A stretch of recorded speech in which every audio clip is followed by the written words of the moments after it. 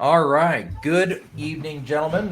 Welcome to our class on deep diving and decompression diving. This is the pretty much the first half of the class for the decompression / extended range course that we teach. So we'll be going through that. The information will be fairly deep, so definitely to your advantage to make sure we take notes as well. My name is Benjamin. I'll be your instructor today, and going as we go through this. Perfect. We have 4 participants in this class, so congratulations and welcome. This is definitely going to be fun. Class schedule for this, just to kind of go through that really quickly, and so we have an idea. We'll be working tonight until we all get tired and fall asleep and get tired of listening to Benjamin, or we get enough information for today. I would anticipate around 9:30 would be kind of an end time for tonight. Our next class meeting will be on Juneteenth, a federal holiday. We'll be meeting a little later on that night at 7 o'clock on Juneteenth, June 19th. And then the same thing next Wednesday. We're going to meet at June 21st at 7 p.m. And then we'll be doing our open water dives on June 24th. We'll be meeting at Ryrie Reservoir and be ready to be in the water by 11:30 if you could possibly. And we'll be planning on 3 dives during that. So that's the class expectation. If we need another class, I do have an opening for June 23rd for an evening class on that we could absolutely do if that works out and it's something that you guys need. So keep that in mind that just because we scheduled 3 classes, if something happens and we need a 4th class, we can absolutely do a 4th class. I need to get through at least 3 classes before I put you guys in the water, and hopefully you've all had the opportunity to do all your homework. It will be required before you get in the water as well. Perfect. Any questions at this point? Perfect. No questions. All right. So let's go ahead and I'm going to share my screen and we'll just jump right into it.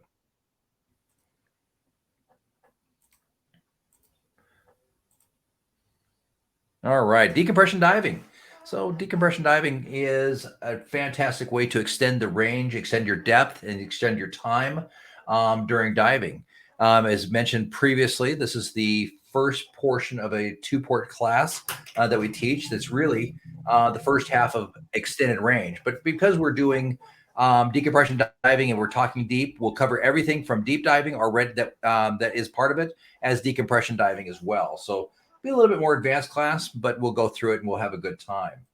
As part of this class, I expect you guys to evaluate me as I go through the process, as well as I expect that I'm going to give you each a presentation topic to make sure you understand the information, that you've done a good job of getting that. As we evaluate each other through this process, this is the rubric that I use is straight from SSI for the evaluation. I'll go ahead and make that a little larger so you guys can see it maybe a little bit better as well. But we're going to assign everybody a topic to present. Here's what I'm looking for in that. I expect that at the beginning of every presentation, you're going to define the objective in measurable terms, what that means to you. At the end of this class, you'll be able to, I'm going to click back over to me so you can see me. All right. This period of session is going to be on how to use a pen. At the end of this class, you'll understand that when you push the button on the back of the pen, the ink thing comes out. Measurable terms. That at the end of this, you'll be able to do this. The next portion is going to be explain the value of the topic. And how that works is basically, if you guys understand how a pen works, by pushing the back portion of it, you'll get the ink out so that you're able to actually write. And then provide an overview of the main points outlined. We're going to talk about this pen, that if we take our thumb and we push this together, that the ink piece will come out. As we put that together, we'll be able to put it on the paper and actually write. So we're going to overview the what we're talking about to make sure that we understand what's going on. So define the objective in measurable terms. Why would I want to learn this? And provide an overview of the main points. So what I'm going to grade you guys on that is knowledge and skill, practical application of the knowledge. Do you actually understand what you're talking about, or are you suddenly talking about how cars should float on the river, right? So I need you to understand that you get what we're talking about. I want you to talk about motivation to buy equipment or equipment within whatever you talk about. And experience, I want you to always make sure you add a continuing education or local dive travel, or where you're actually going to use this information at diving, right? I'll grade you on a safe and accurate information on the topic. Again, complete information in a logical sequence. You definitely want to talk about things in a specific order that makes sense. Deliver an environmentally safe diving message. If you'd like to use training tools, I definitely encourage that. Motivate the class to purchase. That means I'm going to participate. Sorry, I'm going to ask. I want you guys to ask questions and motivate everybody else in the class to help understand. And then ask questions, evaluate the knowledge. At the end of it, I'm just asking, I want you to restate the points, restate the objective, and restate the value. I will evaluate you finally on the accomplishing the objective. Were you able to explain the subject in a way that we all understood? Were you able to, and did you cover all the objective points that you decided to use? As well as we're going to make sure that you're using accurate terminology, speaking ability, and abilities and mannerisms. So make sure that we're talking correctly and that you're able to use correct and accurate terminology, right? And effective use of time. I'm expecting 5 to 7 minutes on any subject that we present. Here's a few subject matters that are available for this class to present. Some of them we'll go through before you have the chance to present. Some of them we won't, but they're all in your book. So here is several subjects that are available to us that we can talk about. Who would like to take the first one and choose? I will. Okay, Dave, what are you choosing? I'm going to do temperature effects of the underwater environment. Okay. All right. So as you hold back on the choosing, you get less choices. I'm just going to put that out there for you guys. So are we, across the three of us, are we trying to split up all 7 of these? Each one of you just needs to pick one subject. These are some ones that I went through the materials and I chose out as potential opportunities. And how long are we supposed to present on it? 5 to 7 minutes total. I'll take decompression. Decompression sickness. Gotcha. Got it. And Matt, just remember, I know all these subjects backwards and forwards. My job is to have you teach it and make sure that everybody else understands it, as well as prove to me that you have a good grasp of the knowledge.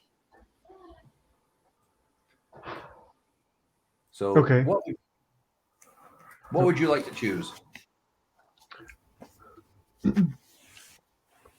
Well, I'm torn between Henry's law and the Bowman algorithm. Dealer's choice. Which would you like to take?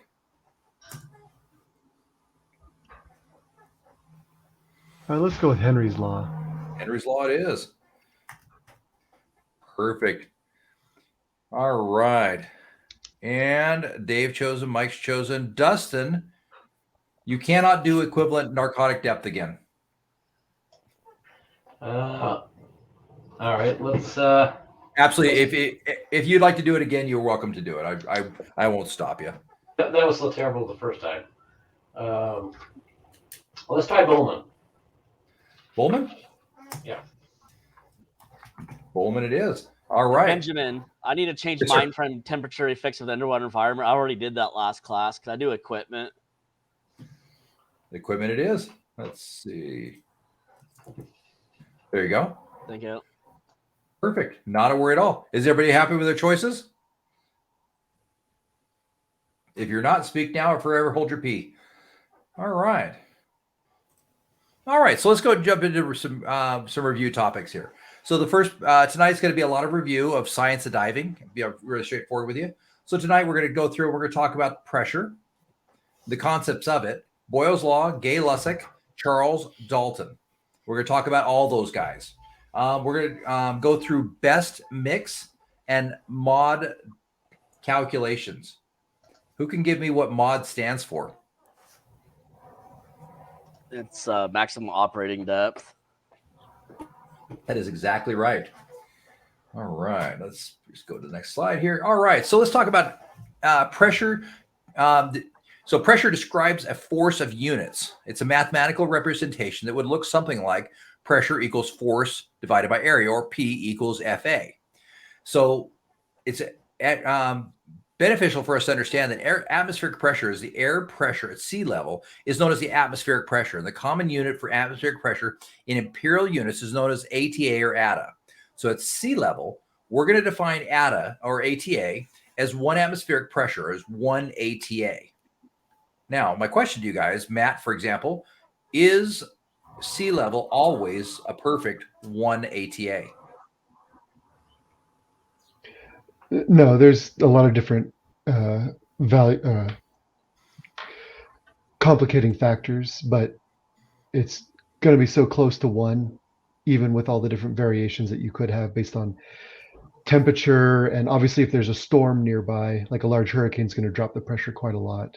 There you go. That's things exactly like what that. But it's going what's the variance? but it's going to be so close to 1 that it's practically always going to be 1. Sure, it's going to be 0.99 or 1.01.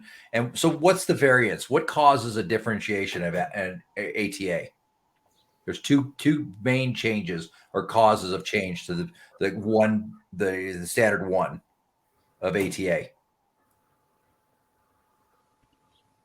What are Well, two things that affect one of them is going to be weather patterns or hyperbaric like I pressure, said, right? yeah, like I said, hurricanes. I've lived in Florida and I've been through a number of hurricanes. Absolutely. So weather, as we add an increased density, a storm comes in, increasing the density, obviously it changes the atmospheric pressure, right? As a storm rolls out, we decrease the atmospheric pressure, right? But there's something else as well that we deal with living in the Northwest that changes the dynamic of overall atmospheric pressure we deal with. Mike, what do you think that might be? Aside from altitude? Altitude is the exact word I'm looking for. So we deal with atmospheric pressure based upon altitude as well. So for the purpose of this class, we're going to be dealing with atmospheric pressure at sea level, and we're going to call it a constant 1. But I want to definitely put that out there that as we rise in atmospheric pressure and in altitude, we deal with a lower partial pressure of atmospheric pressure. Okay, so just be aware of that, and it's something that will definitely come up later on. Now, the hydrostatic pressure is the other piece that we deal with as well. So hydrostatic pressure is the weight exerted by the water due to force of gravity. So hydrostatic pressure comes from the weight of water, including the air pressure as well. So hydrostatic pressure is commonly expressed in pressure per unit of depth, or PSI, right? So 1 ATA equivalent in water pressure, or 1 ATA in feet fresh water is how deep, guys? 34. 1 ATA. So we go to 2 ATA. 1 atmospheric pressure change is going to be how deep in feet seawater? 33 feet. 33 feet. How about fresh water? 34. 34 feet. 34 feet, absolutely. So now there's 2 numbers.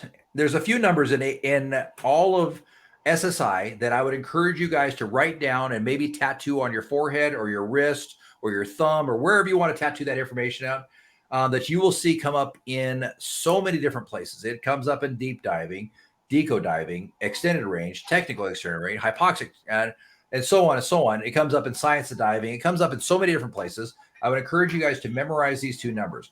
Fresh water exerts 0.432 pounds per square inch per foot. So for every foot of water, it exerts 0.432 psi per foot. Salt water exerts 0.445 psi per foot. Now, in all the places, I would put that on the front of my little notebook next to the hearts that you put with your first name and your new last name and your wife, right? Mr. and Mrs. Michael Kernan, Mr. and Mrs. David Benai, right? So I would put that right up, and I'd put a heart around it, and I'd memorize it because it comes up a lot.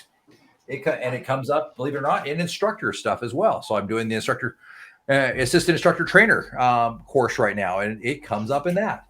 So please mark that down and put it out. So and everything. So it's important to know that we deal with the absolute pressure. Now, yeah, Mike, help me understand what do you think I mean by the absolute pressure?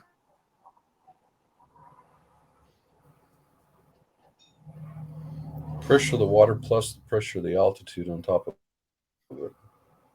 Absolutely. The complete, or it's there's a lot of terms throughout SSI when we started into diving that I really feel could be substituted. What color was Custer's gray horse, right? Absolute pressure would be, you can, if you, in your mind, every time you see absolute, if you switch that out for total pressure, it'd be the same thing. So the total pressure of everything, right? So the absolute pressure is used to describe the total pressure exerted on an object, you, the diver. So if you're sitting on the surface, you're experience 1 atmospheric pressure. The weight of the air is the atmospheric pressure. As you descend, there is an increase in the pressure due to the additional weight of the water, the hydrostatic pressure. So the absolute pressure is the sum of the air, or that atmospheric pressure, plus the water, the hydrostatic pressure. So the absolute pressure is commonly expressed in bar. The water, the hydrostatic pressure, increases at a rate of 1 additional atmospheric pressure for every 33 feet of seawater or 34 feet of fresh water. So an example, what would the absolute pressure on your body be if you were diving at 132 feet in seawater? Who's got that answer for me? 5. 5 is Maybe exactly 5. right. And who said that? Dustin. Dustin? Fantastic. How did you come up with that answer? You take your 132 divided by 33, because every 33 feet you come up with another atmosphere, plus your surface tension atmosphere gives you 5. Exactly. So you got to remember, that's one of the biggest things that most people make the mistake is, as they're figuring out atmospheric pressure, they forget to either add or subtract the surface atmospheric pressure as well. Because we don't start at 0. If we started at 0 atmospheric pressure, we'd be in space, right? But we don't. We're starting at the surface here. So just be aware that don't forget to throw in the atmospheric pressure. Easy enough, guys? Easy review? All right. So let's jump into some of the laws and let's do a little review of the laws. So Boyle's Law and Gay-Lussac Law. If you guys would like, I will be happy to screenshot this or copy it and email it to you. But honestly, I read through about the first sentence or so of this and I fall asleep. Here's all the calculations. So let's really dig into it. What really is Boyle's Law? Boyle's Law, simply stated, basically says that as pressure increases, volume decreases. As pressure decreases, volume increases. Pretty simple stuff, right? That's Boyle's Law. It's the relationship between pressure and volume. Now, it's interesting to note that Boyle was a crazy Scot in Scotland in the 1600s, and he determined this by sealing a snake into a sealed cylinder, putting it on a rope, and then throwing it in the ocean. Apparently, Scottish people are just a little on the crazy side, and that's okay. Hopefully, nobody here is Scottish. My wife is, and so I like to make fun of Scots a little bit. Me, myself, and I are Norwegian, so it works out well for us. We're not big fans of Scotland, right? But we understand that as we take a balloon, for example, that has 1 cubic foot of air in it, we pull that down to 33 feet. Now, all of a sudden, it has half a cubic foot of air, right? We pull that down to 66 feet or 3 atmospheres. Now it has a third, and so on and so on. So we get down to 95 feet. It has a quarter of the amount of air. Now, Matt, why do you think this Boyle's Law, or where would I apply Boyle's Law in diving? There's a couple of places. Well, first, it because of the pressure and the need to inflate your lungs fully, or the desire to inflate your lungs fully, it means at depth you'll be breathing in far more molecules, individual molecules of the gas that you're breathing, and so you'll use more of your gas supply. Absolutely. So that's the most relevant. Good job. That is the absolute most relevant that we're looking for this evening. Boyle's Law talks about the relationship of volume and pressure, right? So as we go down, and we have, let's just use an even number. We have we've decided to opt, and we all have 100 cubic foot tanks. So I take that 100 cubic foot tank from the surface, equivalent wise, how many cubic feet of air would I have at 33 feet? 50. You'd have half and 50. Exactly. Exactly. So now as I think about this, why would that be important to realize that I in essence have half of the gas supply at 33 feet as I would at the surface? Why is that important? Well, one, the first one that you'd think about is you'd have essentially half of the amount of bottom time, and There then you go. and that's on the descent part. On the ascent part, well, now you've spent more time, or you've spent you're having spent time at depth.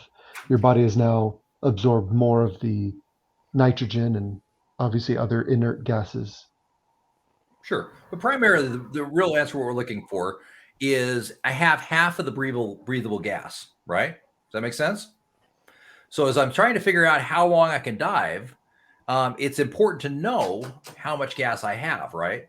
Especially we're starting to get into, you guys are starting to break into deep diving and into decompression diving. So Dustin, I go on a deco dive, you and I together, and I decide that I'm going to run out of air. Can I do just a direct emergency ascent to the surface safely?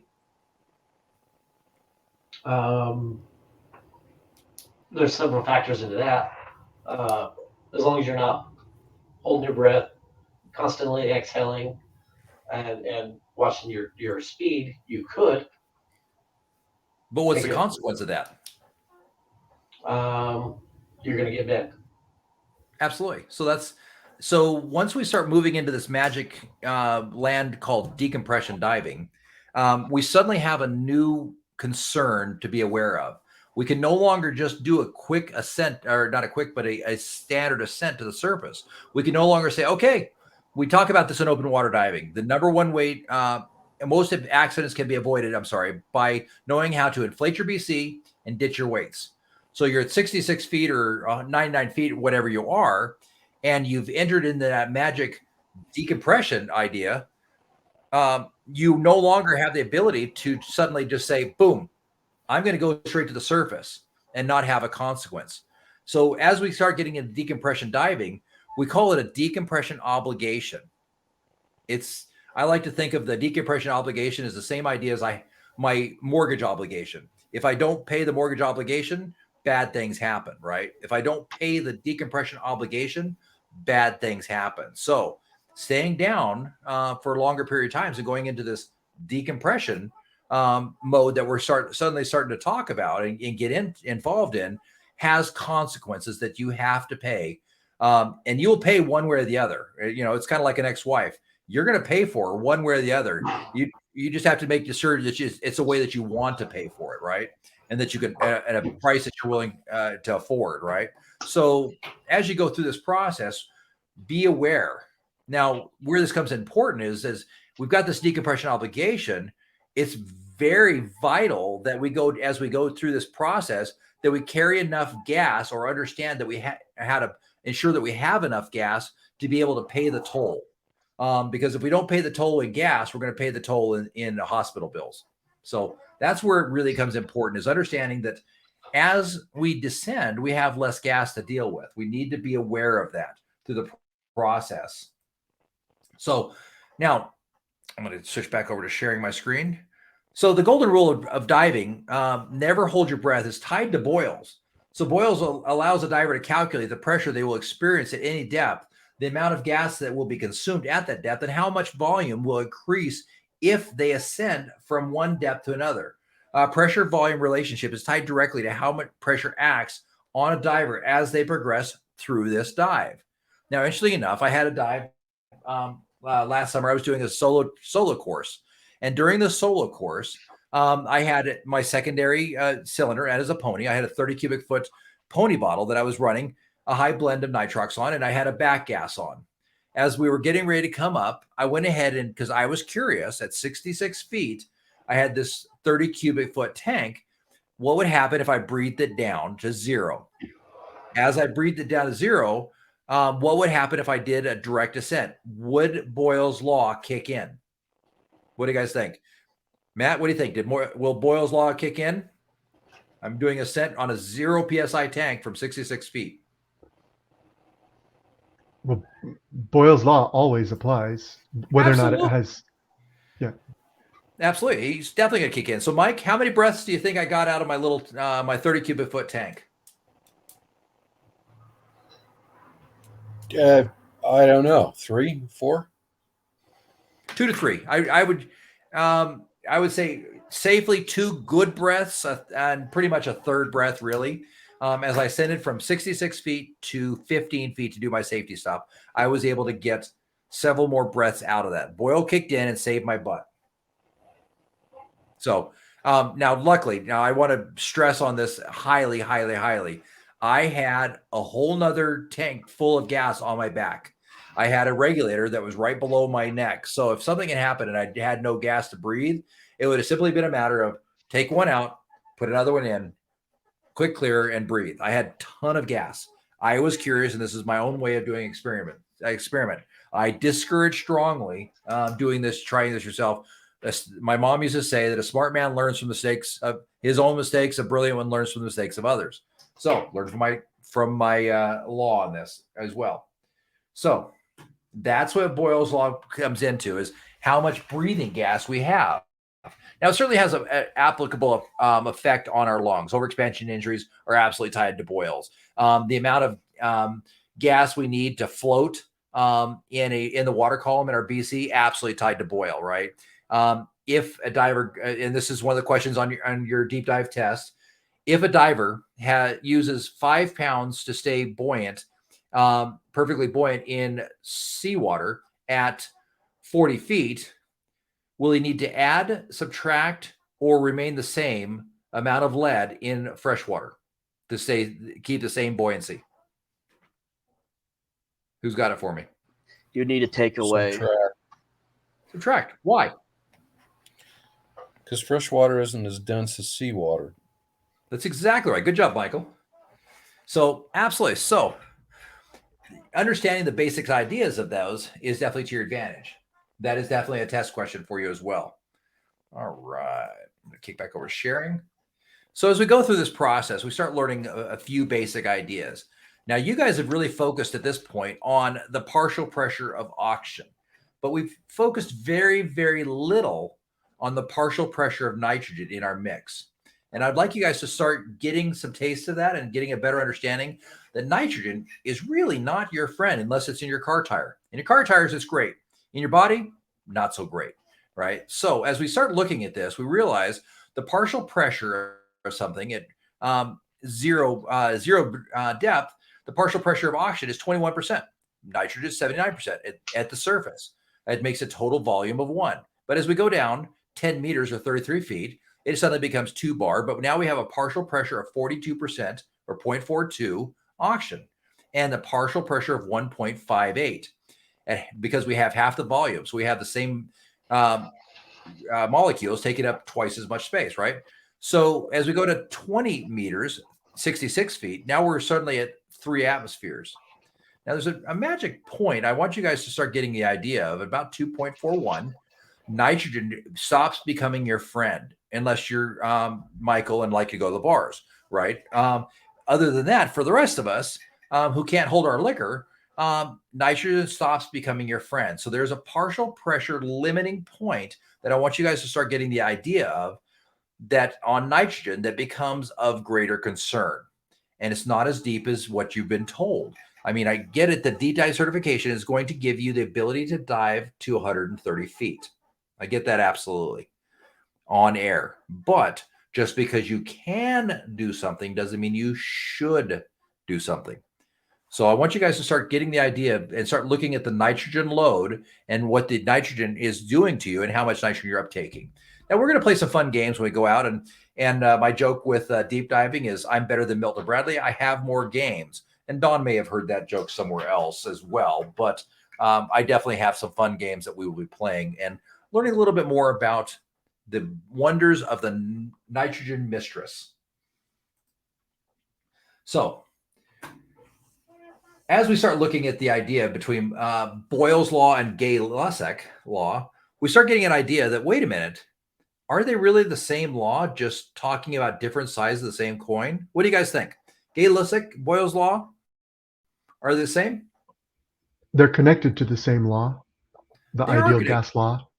Absolutely. What's the difference?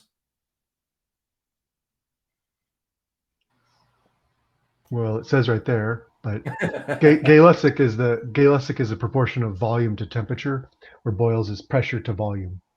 Exactly. So it's all the same core, right? It's all the same idea.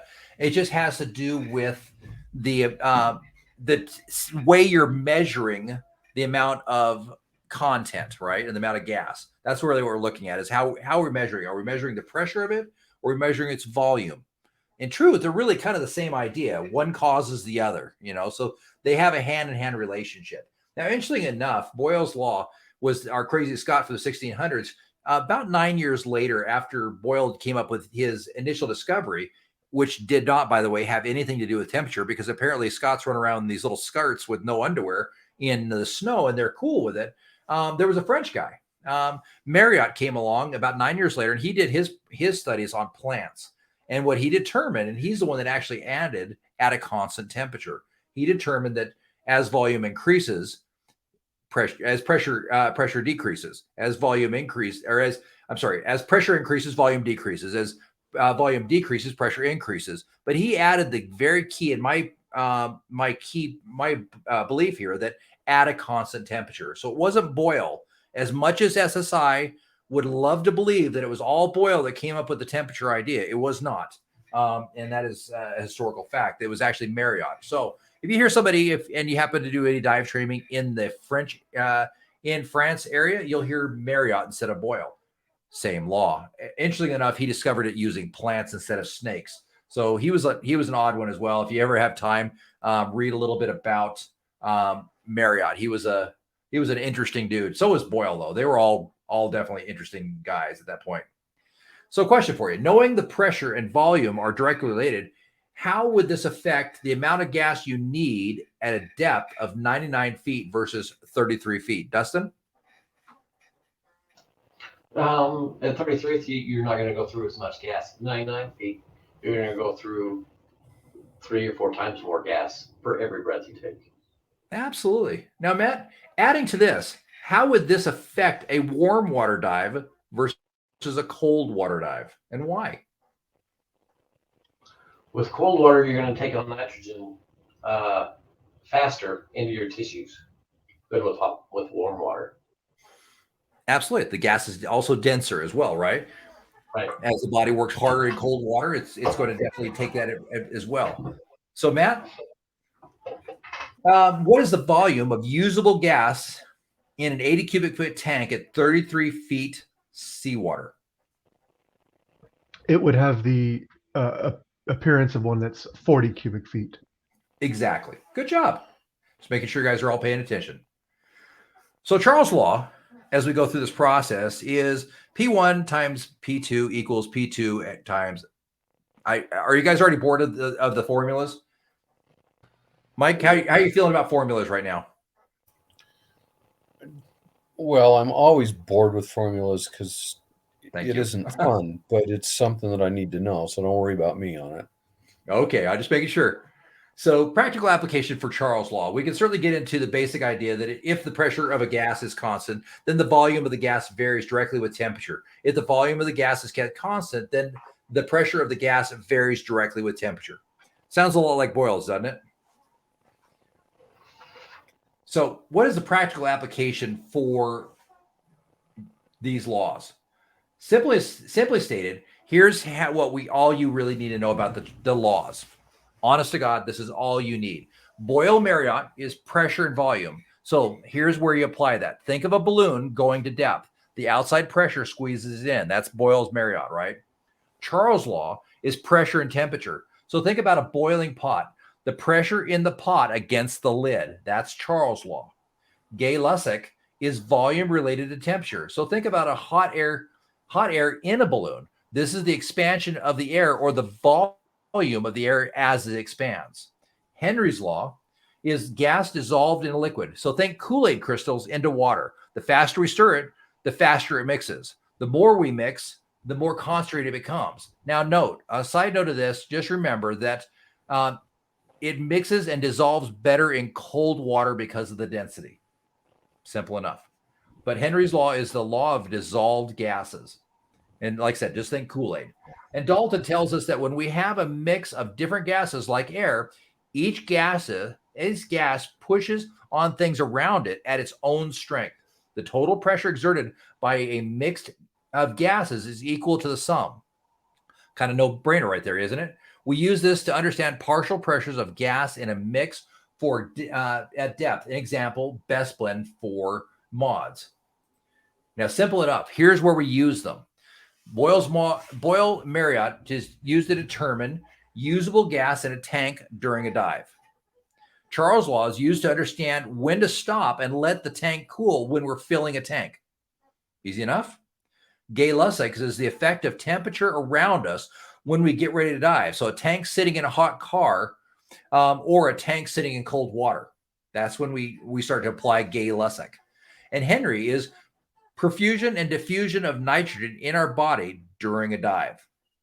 And then finally, Dalton determines the best blend of a gas for diving the maximum depth of a dive. Make sense? Does that make it a little easier for you guys? Actually, it does, yes.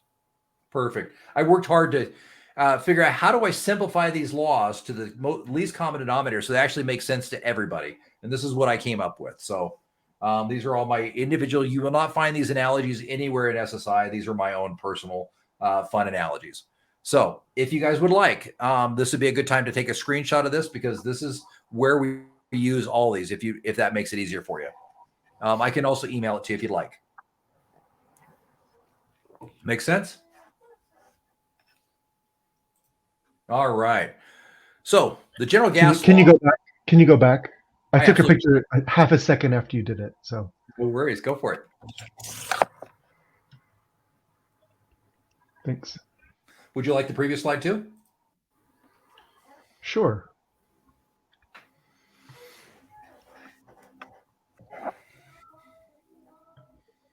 Can you go back to the oh yeah, this is the previous one. This is, yep. And then there was one that had the some of the formulas. Was it the one before this or? Well, never mind. I can get it. Thank you. That'll work. Absolutely. And if you guys would like at the end of this, I can also just send you a PDF of my entire presentation. I'm happy to do so. Actually, The only thing I ask is, yeah, absolutely. And the only thing I ask is these presentations are unique to Benjamin. So, and they are not copyrighted, but they're mine. So if you just be aware that, give me credit if you use them for something else. Easy enough. Now, the thing about it is all these laws come together and they form something, and we call this general formation of everything is by combining Boyle's law with Charles, we come up with what's called the ideal gas law or the general gas law, which takes everything into account and puts it into one even more complex formula. Here's the good news is I do a lot of technical diving. I do a lot of math, and I have never actually had to use the general gas law once, not ever. I use parts of it. But I make it, and we'll go through and make it much simpler. So let's go through a little quiz. That does make me feel better. Good. I promise you that there are some simple formulas we will go through that will make your life easier, as well as I have a spreadsheet that as David will tell you, I will happily share my spreadsheet, and I'll even show you how to use it.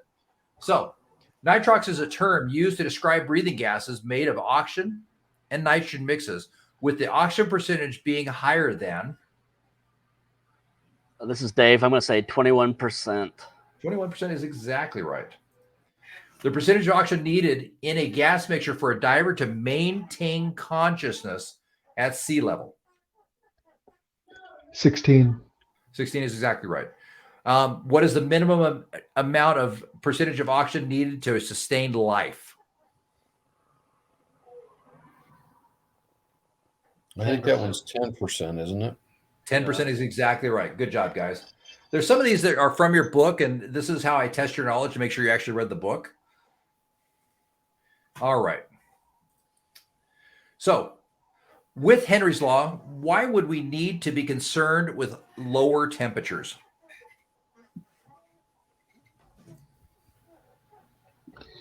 Because then the amount that can, Because it the reduces amount our of gas volume. the amount of gas that can be dissolved into tissue increases, or rather, the amount of gas that you can get, that you have when you're at equilibrium, is higher. Absolutely. And that's absolutely right. So as we start getting into colder temperatures, the gas will dissolve faster and it'll uptake into our fast and slow tissues much more quickly.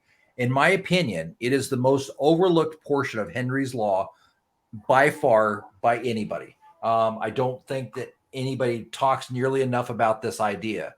So as we start going into this magical decompression land, right? We suddenly need to be very concerned with the amount of nitrogen our body is uptaking, correct? Why would that be important? Why would we need to worry about how much nitrogen is going into our body? Because of nitrogen narcosis. That's part of it. There's something more when we start talking about decompression diving, though. Then there's also mitigating decompression sickness. That's part of it. Absolutely. The likelihood of it. That's the end result. That's kind of where I'm getting. In my opinion, it falls under the idea of what goes up must come down. Every action has an equal and opposite reaction, right? So as we take in the nitrogen, it's got to come back out at some point, right, guys?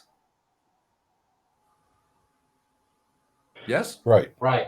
Okay, And- good. I want to make sure you all agreed with me, because that's absolutely true. So as the nitrogen comes out, it has to come out. So as we ascend in the water column, this nitrogen is coming out. Now, if we take in a crap load of nitrogen, if we had a 2-liter bottle of Coke, right, and we fill it completely up and we turn it upside down, it takes a period of time to come out, right? If we had that same size of outlet for a bottle, we had the ability to put in 40 liters of water into that, it would take a lot longer to allow the water to come out.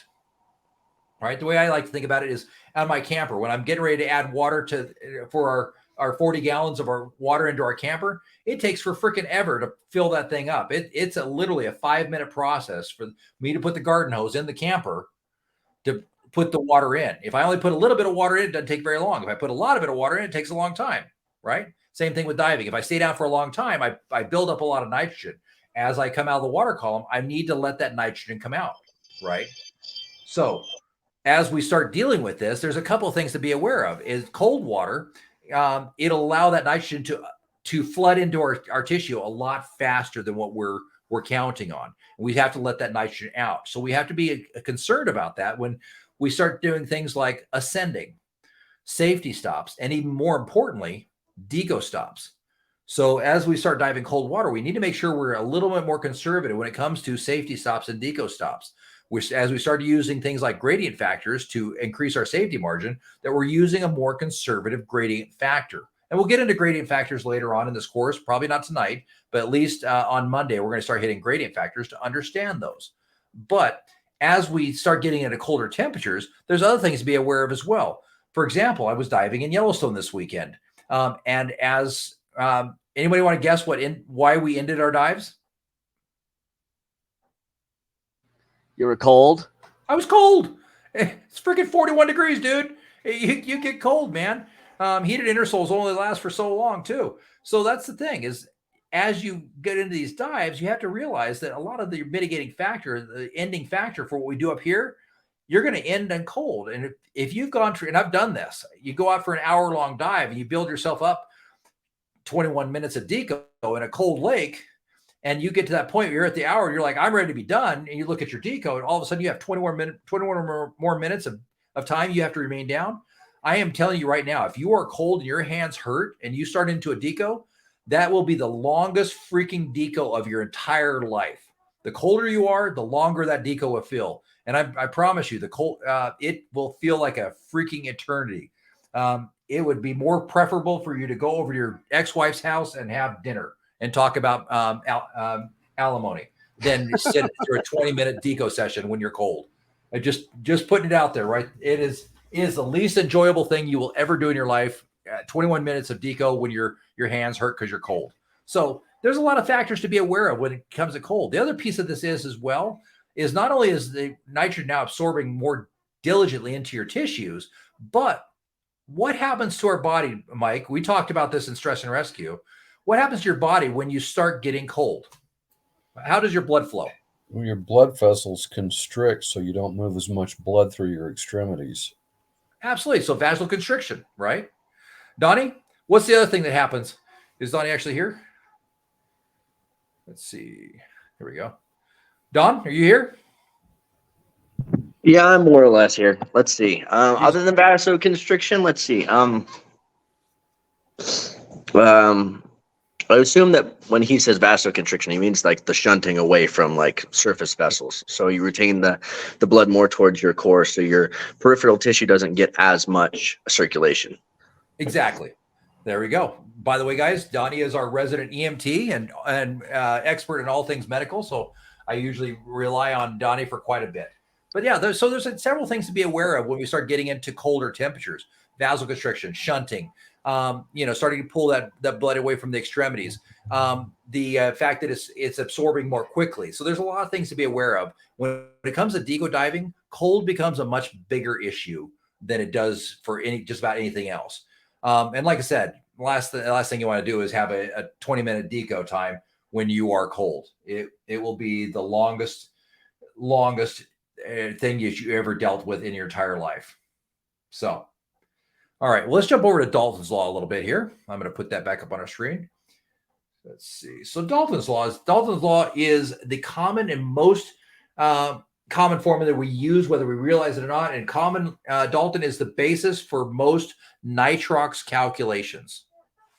Simple enough. So let's talk about the partial pressures here. Of partial pressure A plus partial pressure B equals partial pressure C. That's Dalton's law. But simply enough, we just need to realize that it's a matter of figuring out what the partial pressure is. So at 1 bar, we're breathing 21% oxygen, 79% nitrogen. With Dalton, as the pressure increases to 2 bar, 33 feet seawater, 34 feet freshwater, now all of a sudden we're breathing an equivalent of 158% nitrogen and 42% oxygen. If we go into and we start deciding that, wait a minute, nitrox is for me because I like more energy after a dive. I don't want to take up as much nitrogen in my system, and I want to have a safer dive. So we go to 32% nitrogen or nitrox. What that means to us is at the surface, it's 32% oxygen, 68% nitrogen, right? 2 bar or 33 feet freshwater or seawater, 34 feet freshwater is going to be the equivalent of 136% nitrogen and 64% oxygen. Michael, why would that be important to have in that calculation of having less nitrogen? Why would that be important to me? Well, because if you go too deep with it, you get nitrogen or you get oxygen toxicity. Absolutely.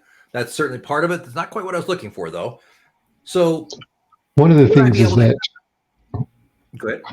One of the things is that since it's a pressure that 1.36 essentially bar, then the pressure gradient between the 1.36 to where your tissue is at the time is lower than the 1.58 to where your tissue is at the time.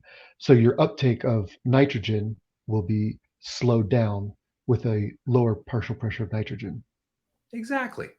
That's exactly. So we're able to stay longer because the limiting factor for most dives is the amount of nitrogen we're uptaking. Now, just be aware in this class for deep, I'm certifying you with deep diving to go to 130 feet within recreational limits. We're adding the caveat of doing deco diver to this, which means that you can now go to 130 feet. You can use a deco blend and you can go into decompression up to 5 minutes. So it's basically, we're giving you the opportunity to understand how to use a deco blend at the beginning stages of it, as well as extend your bottom time by allowing you to go to 5 minutes of deco, which basically means if you use the best blend at 130 feet, it's going to give you instead of recreational limits of 15 minutes at 130 feet, with this now, all of a sudden you're able to extend your bottom time at 130 feet to 20 minutes instead. So I'm giving you an extra 5 minutes at 130 feet. And giving you a safer dive because we're giving you a deco blend as well. So That's what we're looking to give here. So that's why this gets important, is how do we limit the amount of nitrogen we're uptaking? Well, simple enough. We use the best blend. So Dalton's law of practical application, here's what it really looks like. Simple enough. The basic idea we're talking about today is going to be surface pressure of 21% oxygen, 79% nitrogen, 33 feet seawater is 2 atmospheres, right? We've been talking about this. I feel like we've beaten this with a dead horse. But at 2 atmospheres, nitrogen is built up to 158%. So a few notes here that I'd like you guys to, and please write this down or take a screenshot and then write it down. I would prefer you actually use your magic pencil and paper and write things down, because I think you'll get it better. Oxygen becomes toxic after 1.6. So the working load for oxygen that we're going to work with for safety is going to be 1.4 or less. Now, nitrogen becomes narcotic at 2.37 partial pressure. Nitrogen becomes unsafe at 3.95. What this looks like to you, at 100 feet, it will look like 1 martini on empty stomach, and it will increase exponentially, not linearly from there. Now, what that means to you is at 100 feet, it'll be equal to 1 martini on an empty stomach. At 133 feet, it'll be equal to 3 martinis on an empty stomach. At 150 feet, it's going to be equal to 12 martinis on an empty stomach. Nitrogen narcosis, unless you're Sheck Exley, has a exponential effect on the diver. That's breathing air. So what does this look like? How do we use Dalton law to our example? I've given you both here. Here's your example. And I'm doing this for Michael in Imperial.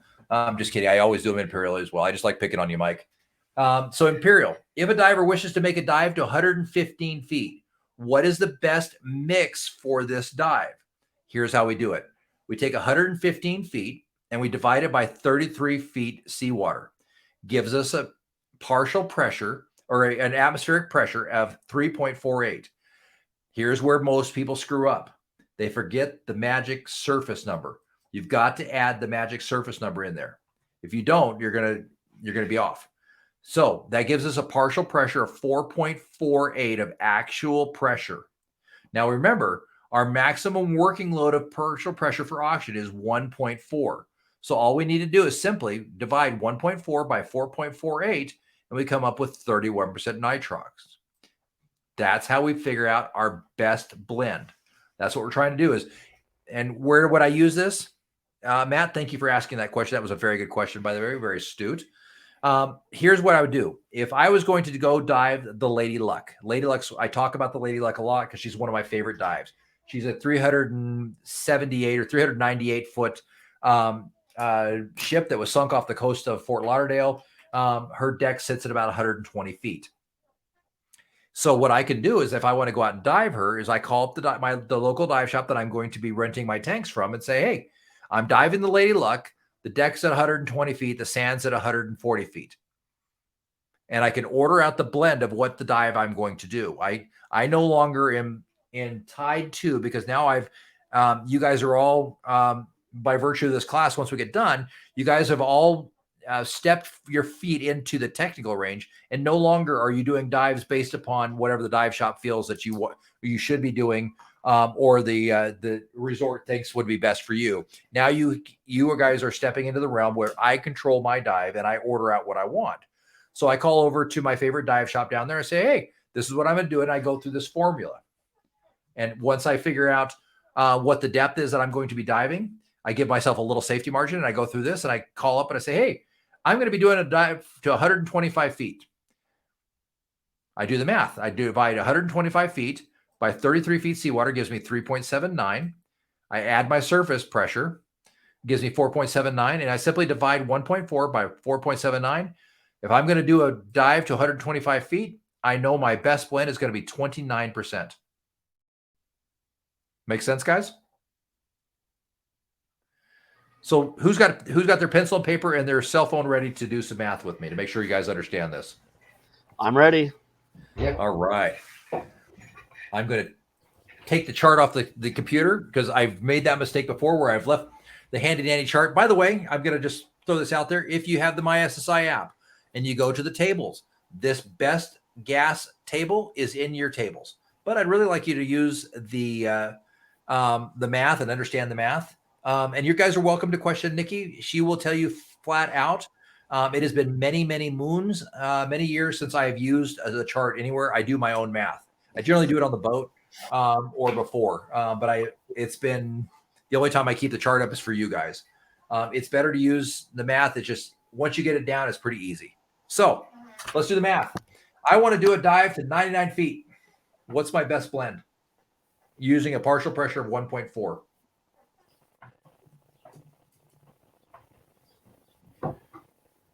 Remember, 99 feet divided by 33 feet seawater plus 1 gives us our partial pressure. Or our atmospheric depth, I'm sorry.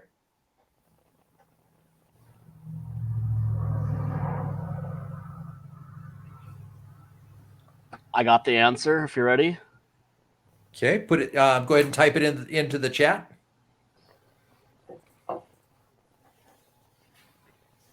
All right. Who else has got the answer? Yeah, Dave nailed it. Dave nailed it exactly. Donnie, what's the answer? 35. 35 is exactly right, guys. Who did not get 35? I eventually got 35. It just took me a while. No worries. Not a worry at all. Let's do another one. So we all gotten together. We've decided we're going to live on the life on the edge. We all want to do 3 times times 4. We're all going to go out and we're going to do a dive to 135 feet. We're just living life dangerous. We're going to go crazy. Woo! What is my best blend for a dive to 135 feet? Fresh or sea? We're going to use seawater for everything.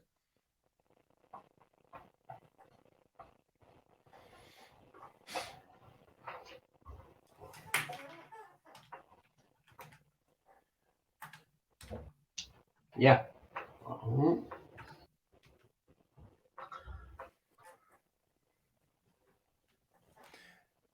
And I want the decimal. Let's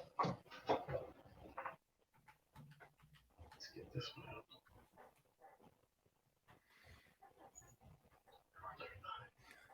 I need the number to the 1,000th. How about that? That'll let me know that you did the math.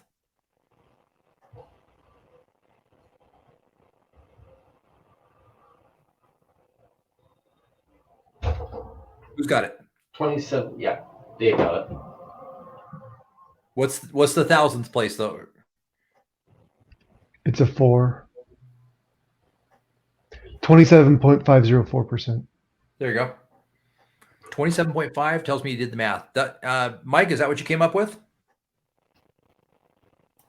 Not yet.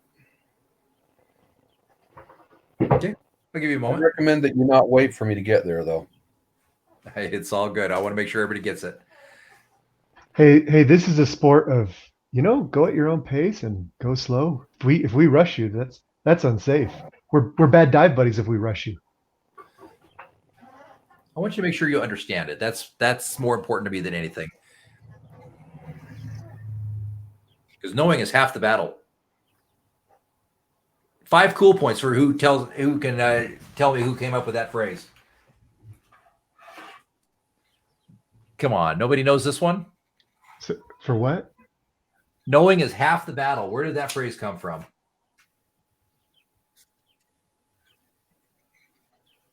That sounds like Sun Tzu. Try G.I. Joe. That is absolutely G.I. Joe from the 90s. Yo, Joe, knowing is half the battle. G.I. Joe. Come on, guys. Don't make me feel this old. Mike, you should have known that one. I'm not a G.I. Joe guy. What's wrong with G.I. Joe? Nothing. I'm not a G.I. Joe guy. No worries. All right. Well, that's how we figure that out. Good news is there is a chart.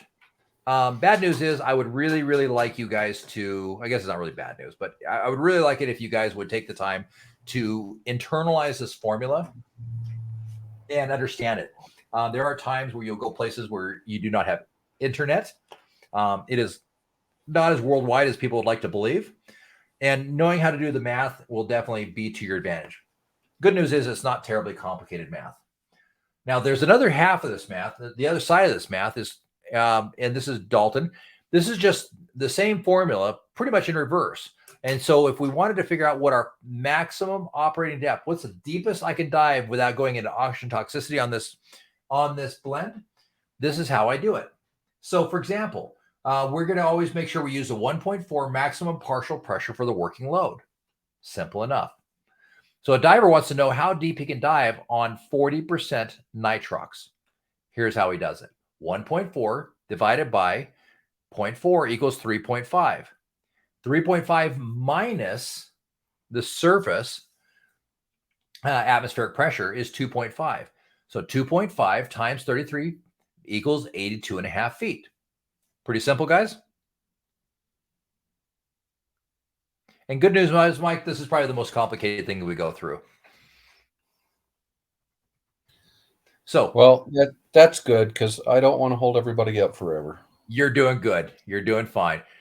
So if I wanted to figure out if I had 31% nitrox, simple enough. All I have to do is figure 1.4 divided by 31% equals 4.5. Take away the surface. 3.5 times 33 feet is 115.5 feet. Now, again, guys, there is a chart in the SSI app. I would really like it if you guys had a good understanding of how to do the math, though. Sound good? Yeah, thank you. Easy enough. All right. Everybody kind of done frying your brain on math for a little bit? Oh, yeah, I'm done. Okay. Anybody need to stand up, stretch, or scream and shout for a second? I don't need to do that. No. Okay. I'll be Just back in making sure. 1 minute. Okay. We'll give everybody just a short break here. If you need to grab a glass of water, if you need to grab a urine break, now would be the time. I'm going to go ahead and refill my cup of water. I'll be right back.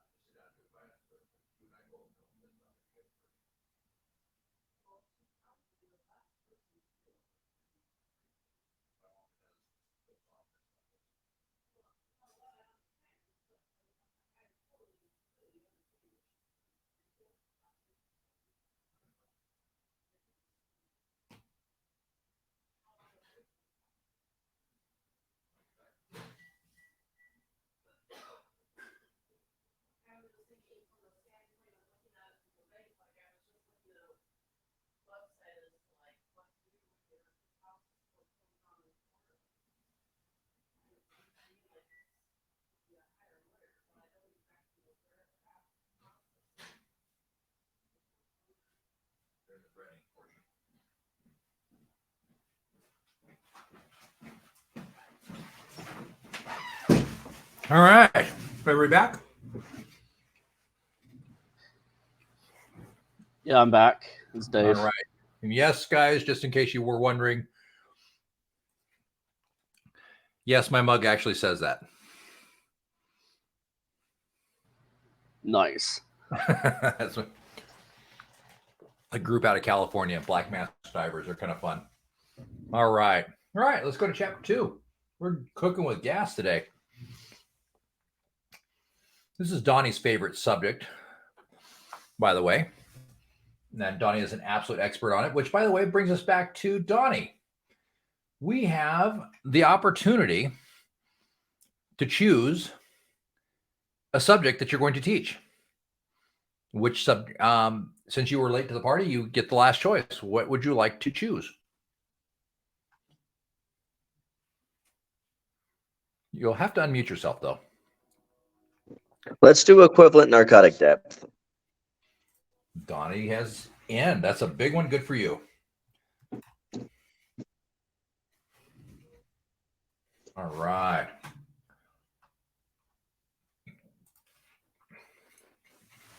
All right. Physiology and the diver. Fairly important stuff, I think. So, overall, here's kind of where we're at. Describe Henry's law and explanation of how it relates to diving with compressed gases. Explain how nitrogen enters and exits the body and tissue. Describe the 3 factors that affect this process. We're going to talk about define the term halftime. Again, this is another Custer's gray horse idea, but we're still going to understand it a little bit better as it relates to diving and describe how halftimes are assigned to tissue compartments in the diver's body. Define the term M value and describe the negative effects of exceeding M value for a given tissue compartment. And finally, we're going to define the term decompression gas and describe the purpose of decompression gases. All make sense? Who's excited?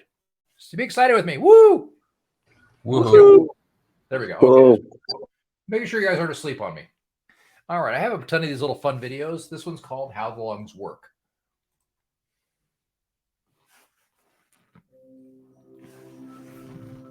It's a TED Talk, too.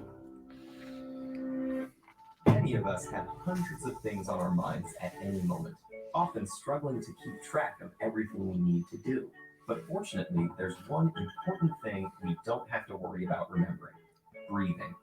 When you breathe, you transport oxygen to the body's cells to keep them working and clear your system of the carbon dioxide that this work generates. Breathing, in other words, keeps the body alive. So how do we accomplish this crucial and complex task without even thinking about it? The answer lies in our body's respiratory system. Like any machinery, it consists of specialized components and requires a trigger to start functioning. Here, the components are the structures and tissues making up the lungs, as well as the various other respiratory organs connected to them. And to get this machine moving, we need the autonomic nervous system, our brain's unconscious control center for the vital functions. As the body prepares to take in oxygen-rich air, this system sends a signal to the muscles around your lungs, flattening the diaphragm to create more space for the lungs to expand. Air then whooshes into your nose and mouth, through your trachea, and into the bronchi that split at the trachea's base, with one entering each lung. Like tree branches, these small tubes divide into thousands of tinier passages, called bronchioles. It's tempting to think of the lungs as huge balloons, but instead of being hollow, they're actually spongy inside, with the bronchioles running throughout the parenchyma tissue. At the end of each bronchiole is a little air sac called an alveolus, wrapped in capillaries full of red blood cells containing special proteins called hemoglobin. The air you've breathed in fills these sacs, causing the lungs to inflate. Here is where the vital exchange occurs. At this point, the capillaries are packed with carbon dioxide, and the air sacs are full of oxygen. But due to the basic process of diffusion, the molecules of each gas want to move to a place where there is a lower concentration of their kind. So as oxygen crosses over to the capillaries, the hemoglobin grabs it up, while the carbon dioxide is unloaded into the lungs. The oxygen-rich hemoglobin is then transported throughout the body via the bloodstream. But what do our lungs do with all that carbon dioxide? Exhale it, of course. The autonomic nervous system kicks in again, causing the diaphragm to ball up and the intercostal muscles to relax, making the chest cavity smaller and forcing the lungs to compress. The carbon dioxide-rich air is expelled, and the cycle begins again. So that's how these spongy organs keep our bodies efficiently supplied with air. Lungs inhale and exhale between 15 and 25 times a minute, which amounts to an incredible 10,000 liters of air each day. That's a lot of work, but don't sweat it. Your lungs and your autonomic nervous system have got it covered. There you go. I like those little videos. They definitely help put things in a simpler perspective for us as well. So the cardiovascular system provides many functions, delivering oxygen to the cells, picking up carbon dioxide, and exhaling it out through the process, delivering of nutrients for cell growth and the metabolism, delivering the chemical regulators of hormones, enzymes, fighting infection disease, injury control, such as clotting, and transporting of waste and elimination. So let's get a couple of basic ideas here. Inert gas absorption, terminology and technology. Partial pressure. Matt, help me understand partial pressure.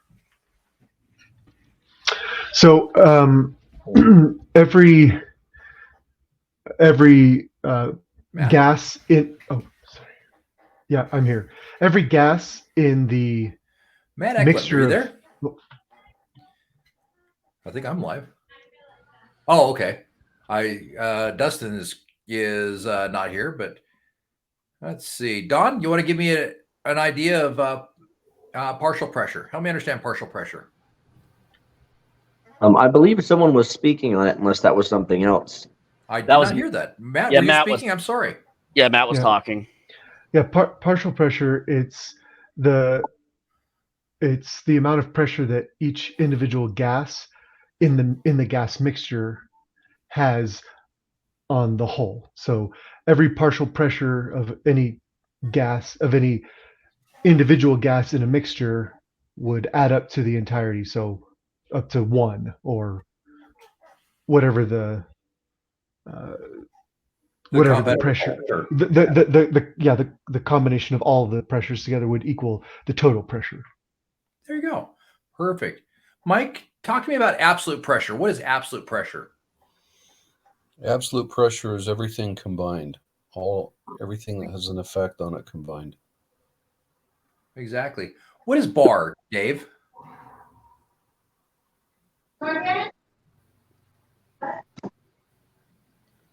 Bar is a measurement of. Dave? Can you hear me? I can hear you. Okay, cool.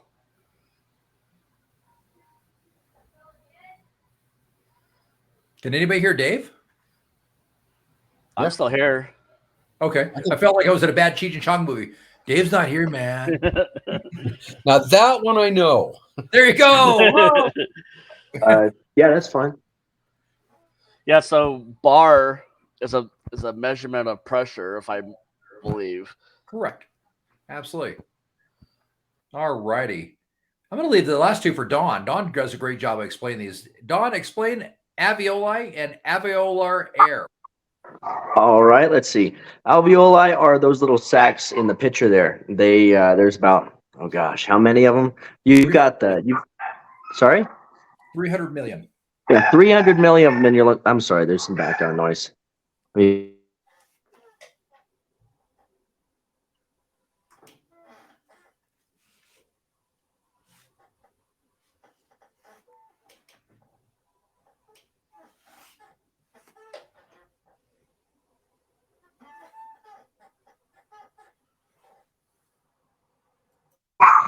All right, let's see if I can get through this without the dog is barking up a storm. The alveoli are the sacs that interface between your circulatory system and your lungs. So they're super thin walled membrane sacs that the air that you breathe is able to go into and fill up, and then move across that barrier, that thin membrane barrier, from the air into your bloodstream. And then the alveoli air is just the measurement of air that we use for the amount of air that actually makes it to the alveoli. Because you have some dead space the air that doesn't quite get there, that's just in your trachea and other things. But all the air that actually makes it to your alveoli, that's the alveoli air. Very good. All right. Let's see. Let's add Dustin back into our stream. There we go. Perfect. Okay, good job, guys. I just want to make sure you understand some of this stuff you should already kind of have an understanding of. And so I'm just kind of checking your knowledge base on that. All right. So let's talk about inert gas absorption and how that works. So the first thing we have to understand is there's a thing called the gradients. And what this has to do with is the M value. So who understands and can give me a basic idea of what M value is and what does that apply to? M value is the maximum your tissues can be saturated. Absolutely. So M value. So think about all your tissues throughout the body as if they were sponges. So the easiest way to think about it is, in my opinion. So if all the tissues in your body were sponges, there would be 16 different types of sponges, from hard sponges to soft sponges, ones that really absorb a lot really fast and ones that don't absorb hardly anything at all because they're very dense. What was that? That looks like a big rat. It's a rat. So as we start looking at this understanding, so the first thing we have to understand is all our tissues have an M value. There's a maximum amount of nitrogen that each one of these tissues can absorb. So we think about them like sponges, right? Now, what we look at is we start to determine there's a gradient factor of each one of these that we want to be able to use. And what the gradient factor does is it puts a safety margin about how much nitrogen we allow that particular tissue compartment to absorb. And the gradient starts literally at 0 and goes to 100%. So 100% of a gradient would be 100% of the amount of gas that tissue can absorb. Does that make sense, guys? Is that a nice, easy way to kind of think about it? Mike, you with me so far? Yep. Cool. Easy enough.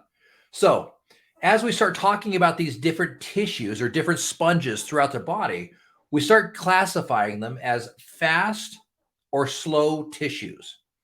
And what that does is exactly what it sounds like. A fast tissue or a fast sponge is like Bounty. It's the quicker picker upper. It absorbs more nitrogen more quickly. So an example of a fast tissue might be like our brainstem, our brain. It has a very quick ability to absorb nitrogen very quickly, as well as expel the nitrogen very quickly. A slow tissue would be like old guys like me who have a little bit of extra padding around the middle. So fat would be an excellent example of a very slow tissue. It's a very hard old sponge that doesn't absorb water very quickly, but when you go to squeeze it out, it doesn't squeeze it out very quickly either. So the process of that nitrogen going into these sponges or these tissues, this fast and slow tissue, is considered perfusion and diffusion. Perfusion is the process of nitrogen going into the tissue. Diffusion is the process of it coming out. We say a tissue compartment is well perfused when it's approaching the full M value, when it has as close as it is going to get to the M value, right? And as we start continuing, staying at a specific depth, our body wants to go into equilibrium. So what's going to happen is those tissue compartments will start getting to a well-perfused state where they've absorbed all the nitrogen they're going to at that level, because that's the partial pressure of what we're breathing. Does that make sense, guys? Yes, Yeah. it does. Yeah. Okay, easy enough. So as we start ascending in the water column, though, we have to diffuse that tissue. The water has to come out of that sponge. Does that make sense? So as we start coming up, we want to make sure that it comes out at a slow enough rate that it doesn't become a problem. As it's diffusing, we want to control the speed and rate of that diffusion. So this is where we start thinking about the idea of the pop bottle, the soda pop bottle, right? If we have a soda pop bottle and we shake the crap out of it and we suddenly take the top all the way off, what happens, Mike? You have a mess. Absolutely. We got bubbles everywhere. That's the same thing that happens to the body. If we come up too quickly, and the nitrogen comes out of the tissues too quickly, it changes from silent bubbles to bubble seeds, from bubble seeds to bubbles, and then it becomes dangerous bubbles. And just like an AGE, as we start having bubbles come out through our system into our bloodstream, we start creating problems. We cause blockages. We cause rashes. We start getting into DCS, right? A decompression sickness, right? That's what's happening is we're getting those large bubbles. They start going into places where we don't want them to be. Make sense? Yep. So as we start looking at this, we start realizing that there's some models that we need to look at. We need to understand the rate of absorption. So some very incredibly smart scientists, one of them being Bowman, another one being Haldane, came up and they started creating an algorithm. And they said, okay, how fast does each tissue compartment actually absorb the gas? And how can we measure that in such a way that as we're starting to ascend in the water column, we can measure and say, okay, I need to allow the gas to come out of this tissue compartment at this rate.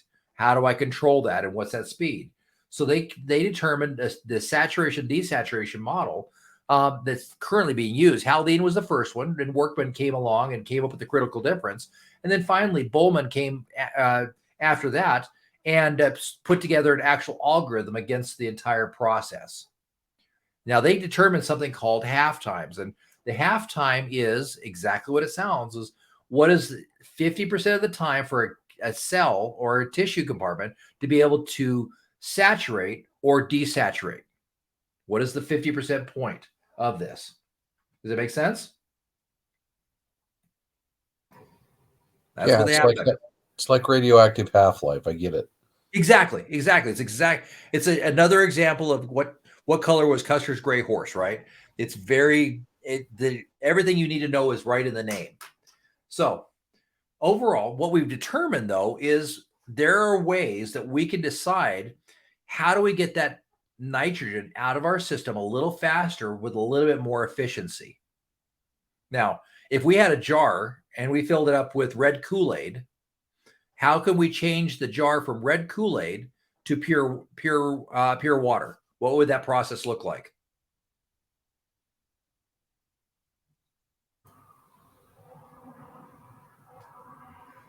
We would just use could we just continually pour pure water into it until it became no longer red Kool-Aid? Yeah.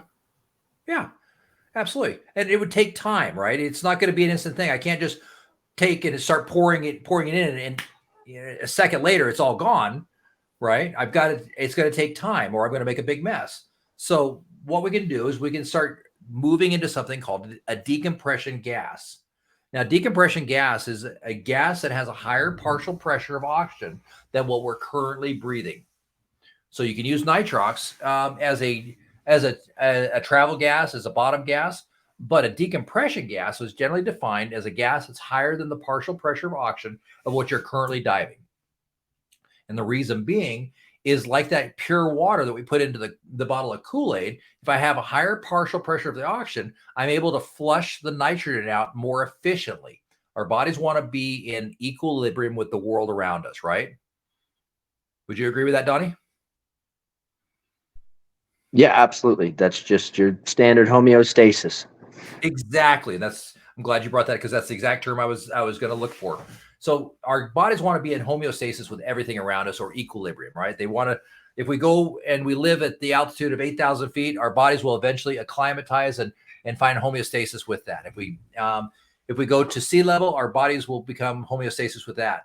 If a Floridian came to Idaho in the summertime when we're all wearing shorts and t-shirts, they'd be wearing a parka, right? Their homeostasis is Florida. I'm just kidding.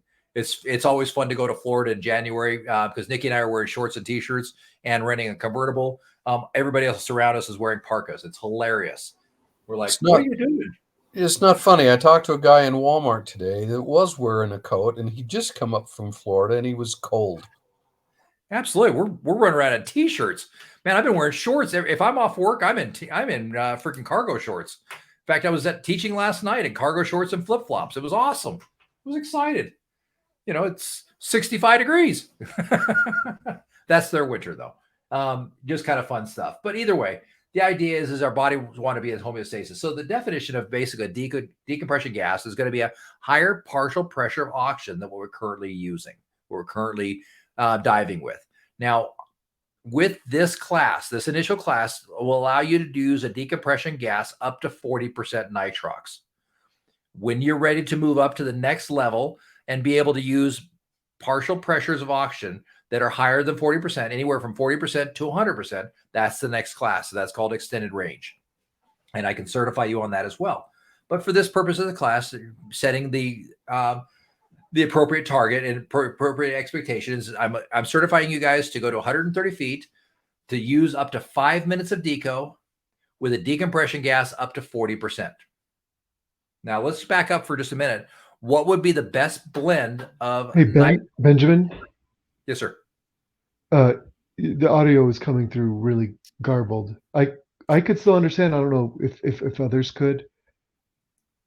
Can everybody hear me Could you clear? guys? Yeah, I heard him just clear. Yeah, you're good. I'm not having an issue. Yeah, I'm hearing a little bit of garbling, but I figured out what you were saying. Okay, good. So let's go back to for just a minute. If I was diving to 130 feet, what would be the best blend of nitrox that I could use?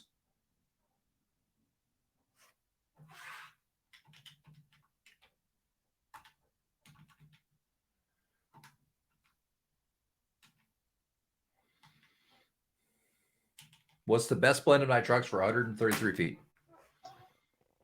28%. 28%. So we're going to go do this deep dive. Our primary gas is going to be 28%. That means in our Deco bottle, we can dive a 40% decompression blend. But here's the catch. What's the deepest I can breathe 40% nitrox? 82 and a half. 82 and a half feet is exactly right. So I could use it as a deco blend, but I can't start breathing it until I get to 82 and a half feet if I want to be safe. Okay. So that's how a decompression gas basically works. Its idea is that it's going to be a higher partial pressure than what I'm diving, but it's going to help flush out the bad nitrogen much more quickly. That make sense, guys? Yeah, so I got Yes, a it question does. for you with that. Sure. Do you start breathing your deco gas when you hit that point and continue to rise, or do you go to a point where you just stop and go through a complete decompression stop? Typically, you're going to do your deco switch at your pre-planned decompression stop. And typically, with what you guys are going to be doing, you won't be doing a deco stop deeper than 30 feet. So you'll do your decompression switch at the 30 feet. Reason being is that it will have its highest effect for you and best efficiency at the actual deco stop. You certainly can, and there's nothing that says you can't switch to your deco gas at the 82 and a half foot. But here's the thing is if you're doing your ascent, do one or the other. Technical diving, the biggest thing I can tell you about technical diving is how do I keep everything simple, stupid? The simpler I can make things, my gear, my decos, my dive plan, the better off I'm going to be. How clear is your thinking process when you're starting to get narked out, Mike? Well, never been narked out, but based on the alcohol comparison, it isn't going to be very clear. Absolutely. The key decision-making ability definitely goes out the window.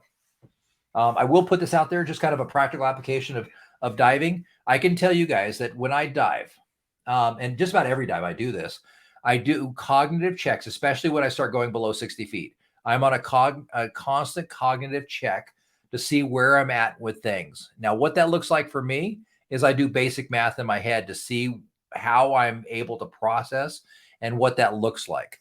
Nitrogen narcosis is a very sneaky little booger, and it will sneak up on you. Most people, when they start going into hypoxic, hyperoxic or hypoxic natures, or they start getting into narcosis, don't realize what's going on. And by the time they do realize what's going on, it's typically too late. So you've got to keep a constant eye on where I'm at, what's going on, and what I'm doing and how I'm feeling with things. This is a very, very self-aware sport. But if you don't check in yourself, you won't know. So just kind of a pro tip out there for something I do, and it's worked very well. It prevented me from going too far into hypothermia once as well, but I constantly do a check-in with myself to make sure that I'm doing things. Another interesting thing, Dan did a study a number of years ago on deep diving. And this is kind of off subject, but it's kind of on subject as well, about nitrogen narcosis. And they determined something interesting. The idea that most agencies used to teach, the idea that we teach deep diving to acclimatize you to nitrogen so that you are build up a tolerance to nitrogen narcosis. Who wants to believe that that's actually what we're doing? Is as I go down and I do a lot of dives at 130 feet, that I'm building up a tolerance to nitrogen narcosis. I think it's more of learning how to manage it, or a better way of putting it is more of understanding what's going on and be able to handle it better. Yeah, I think, wasn't it that what they found is that that we're able to respond as with our training appropriately, not because we have the clear thinking, but because of the muscle memory and our ability to follow through with the physical part of the action due to having trained it many, many times. Is that a clear way of putting it? That is exactly right. And that's exactly what they determined. Was they came to the conclusion that it wasn't a matter of becoming accustomed to it, but I was accustomed to the task and built up a muscle memory to the task and task loading. I was still being firmly affected by the nitrogen narcosis, but I built up an ability to handle the tasks where they became even more simple for me and more of a muscle memory for me. So I was able to handle that. Now, interestingly enough, scientists did do a study on Sheck Exley, and they determined him to be excessively nitrogen resistant. And so he was able to do 250-foot dives on air without having a problem because they determined him to have an excessive amount of nitrogen resistance. I thought that was interesting. I was reading that that's the day, and I thought, huh. So he's good at being drunk, basically. Nice. That was my takeaway, is that Sheck Exley would have been an excellent alcoholic. We would have never known. So anyway, trivia for you guys for a second. Sheck Exley is credited with one key piece of dive kit that we all use on a regular basis. What is it? I know you know because I told you, didn't I, Donnie?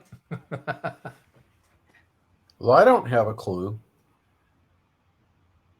Was he the one that came up with the alternate, or an octo?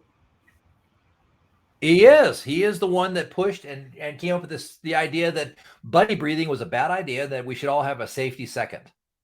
So Sheck Exley for the win on the safety second that we still use today. So there you go. There's your little bit of trivia today. So let's go back onto topic a little bit here. So saturation of the tissues and desaturation of the decompression gases. So as we use a decompression gas, what it does is literally like pouring more clear, pure water into a bowl of Kool-Aid. It flushes the negative nitrogen out of our system more quickly and more efficiently than just air by itself. Remember, it would be akin to having, if we had 50-50 Kool-Aid to water in a bowl, and all of a sudden we were trying to pour in a mixture that had 25% Kool-Aid and 75% water, right?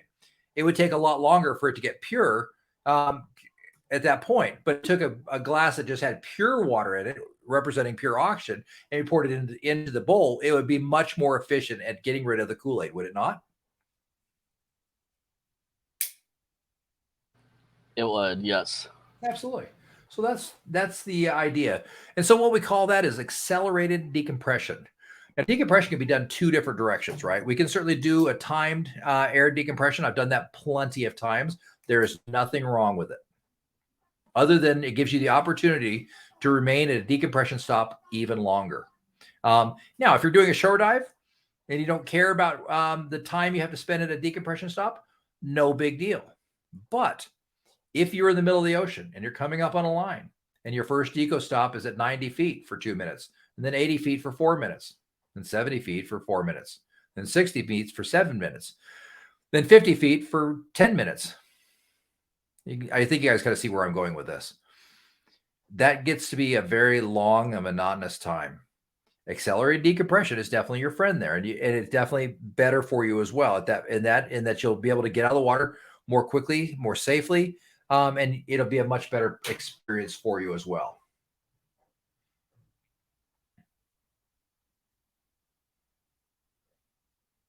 Now, be aware that when using your decompression gases, when using multiple decompression gases, you should plan for a few different possible scenarios that are key. Now, if there's an emergency and you need to stay at the bottom a little longer, you need to descend deeper to help somebody out.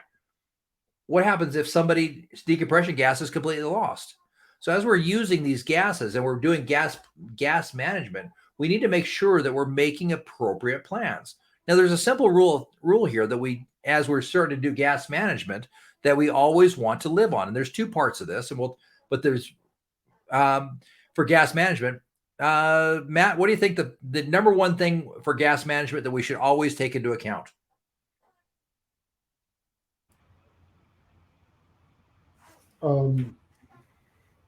Make sure you have enough.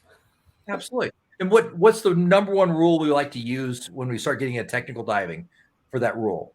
Well, I mean, there's different, kind of a rule of thumb. There's certain times when they use a rule of thirds.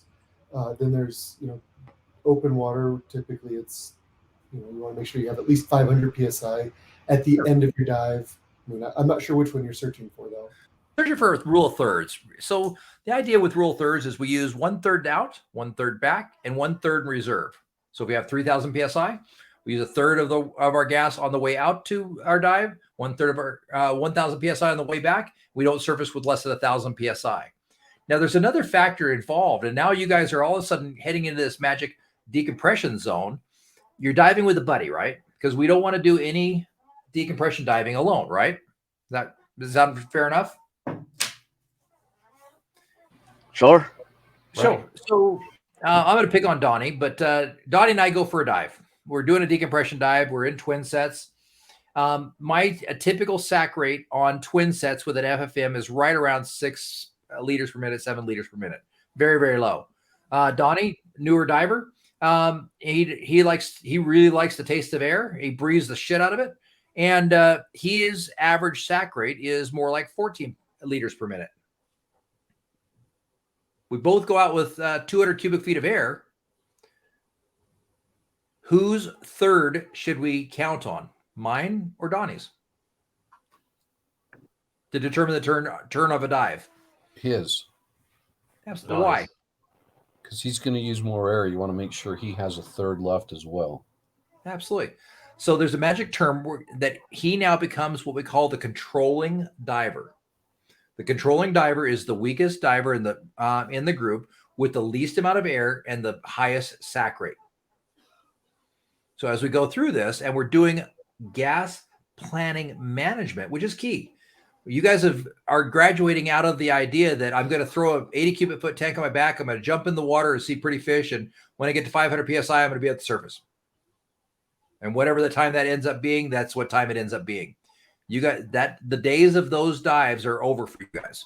The days of I'm going to go down. I can stay at 90 feet for on 1,000 psi for 30 minutes, and I need to be ascending at that 30 minutes. That's where your guys are at. You're planning your dives ahead of time now, and you figure out how much gas you have to start with, what your decompression plan is going to be, how long you can be there, and how you stay within that decompression plan. Now, all of a sudden, your dives have gone away from the pretty blue water of Roatan of jump off the boat with the dive guide, do whatever the hell you feel like for a period of time, and then float to the surface, to I'm going to go do this specific dive at this specific depth, and I can do it for this long. And I'm doing it with a buddy. So we start moving into a whole different realm where everything now becomes planned. And that is one of the essential pieces of tech diving is the plan. You always plan your dive and your plan. So as you start planning these dives, you start looking at things. What happens if? Now, Dave and Dustin have both been through my class already once. But they will tell you that as we start putting this plan together, what happens if I go 5 feet deeper than my plan? Would 5 feet make a difference to the amount of decompression time that I'm going to have to use as I ascend? Yeah, absolutely. Absolutely. How about if I stay 5 minutes longer? Would that make a difference? Yep. Yep. How about if I stayed 5 minutes longer and I went 5 feet deeper? Would that make a fairly significant dent in my plan? Oh yeah. Absolutely. Absolutely. So as we go through this, we start to need to make those contingency plans.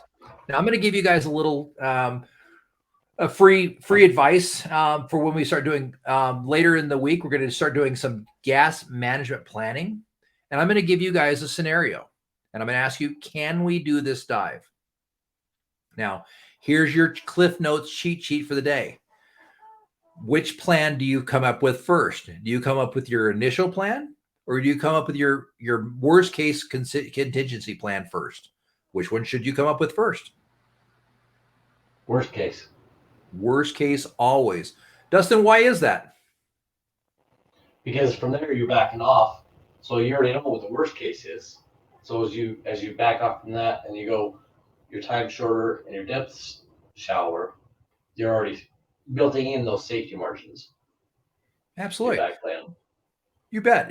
Because was there a time where I gave you a basic plan that you couldn't do the contingency dive on? Yes. Absolutely. So if you start working your way backwards from worst case scenario to positive case scenario, you'll always be able to do the dive, right? Now, if you can't do the worst case scenario, you shouldn't be doing the best case scenario. We always plan for worst and hope for the best. So we start planning things like, what happens if I stay 5 minutes? I call it the 5x5 plan. In fact, I shouldn't say I call it. Tech divers call it. I didn't come up with this brilliant plan all by myself, but as a tech diver, you build a 5x5 plan. So what happens if I go 5 feet deeper? I build a plan for that. What happens if I go 5 feet deeper and I stay 5 minutes longer? I build a plan for that. And then I can go back and I build an actual plan that I actually want to dive. But just in case something happens, what happens if my buddy passes out 5 feet below me and it takes me 5 minutes to figure out how to get air into his BC and start getting him to the surface? I need to plan for that. What happens if my decompression gas is lost? Dustin, on some of those decompression dives we planned out together, how bad would it have been if you'd planned this out and lost all your deco gas? How much longer would you have had to stay on some of those extreme cases? A lot longer. Yeah, 30, 40, 50 minutes. Yeah. Yeah. So you start talking about if you lose your decompression gas and all of a sudden your deco time goes from 5 minutes to 25 minutes, do you have the gas for that? Can you handle this? Could I do the dive without my deco gas? You got to make those plans. So as we start going through this, I want you guys to realize the number one goal with tech diving is safety. Absolutely. The number one skill you need to learn, the hover. And the number one thought process you need to realize is plan first, dive later. If you can remember those things, those are the biggest concepts and the hardest things to drill through your head that you'll ever have to get through. Plan your dive your plan. Make sense? A little safety goes a long way, especially in tech diving, right? And I get it. I'm the first to admit I've got my handy dandy mug here to go do dangerous shit, but I can tell you that my risk tolerance when it comes to diving, Dustin, you've dove with me. What's my risk tolerance for diving? 0. Exactly. I don't risk. As we do these plans and we come together, guys, I want you guys to realize that we're going to be putting together a very conservative plan. It'll be far more conservative than you realize, I hope, or at least maybe I hope that you realize how conservative it is. That even though I'm going to take you guys on one dive into Deco, you will not actually be in Deco. But I want you to see Deco. I want you to taste what Deco looks like, and I want you to be able to do a Deco switch. It's one of the skill requirements is to be able to have you guys switch to a decompression blend. So easy enough. But the way we do that is we plan and we make sure that everything is accordingly, right? Mike, as you were working as a cop, were there on a situation, was it good or bad to go into an emergency situation without a plan? It's never good to go in without a plan. Yep. Plan your work and work your plan. So that's the keys with that, right? So let's go ahead and share my screen again, and we'll just pop into the saturation model. This is basically what it looks like, right? And this is, we talk about the role of the dive table in the computer, the mathematical modules. This is what it's actually figuring out. It's based upon the halftime of the controlling tissue. It's figuring out how long it's going to take for each tissue compartment to fully saturate with nitrogen. Simple enough. The concept of half times is, what does it take for it to get to the 50% mark? We talked about compartments as well. Let's see. I tend to get a little ahead of myself sometimes. Okay, so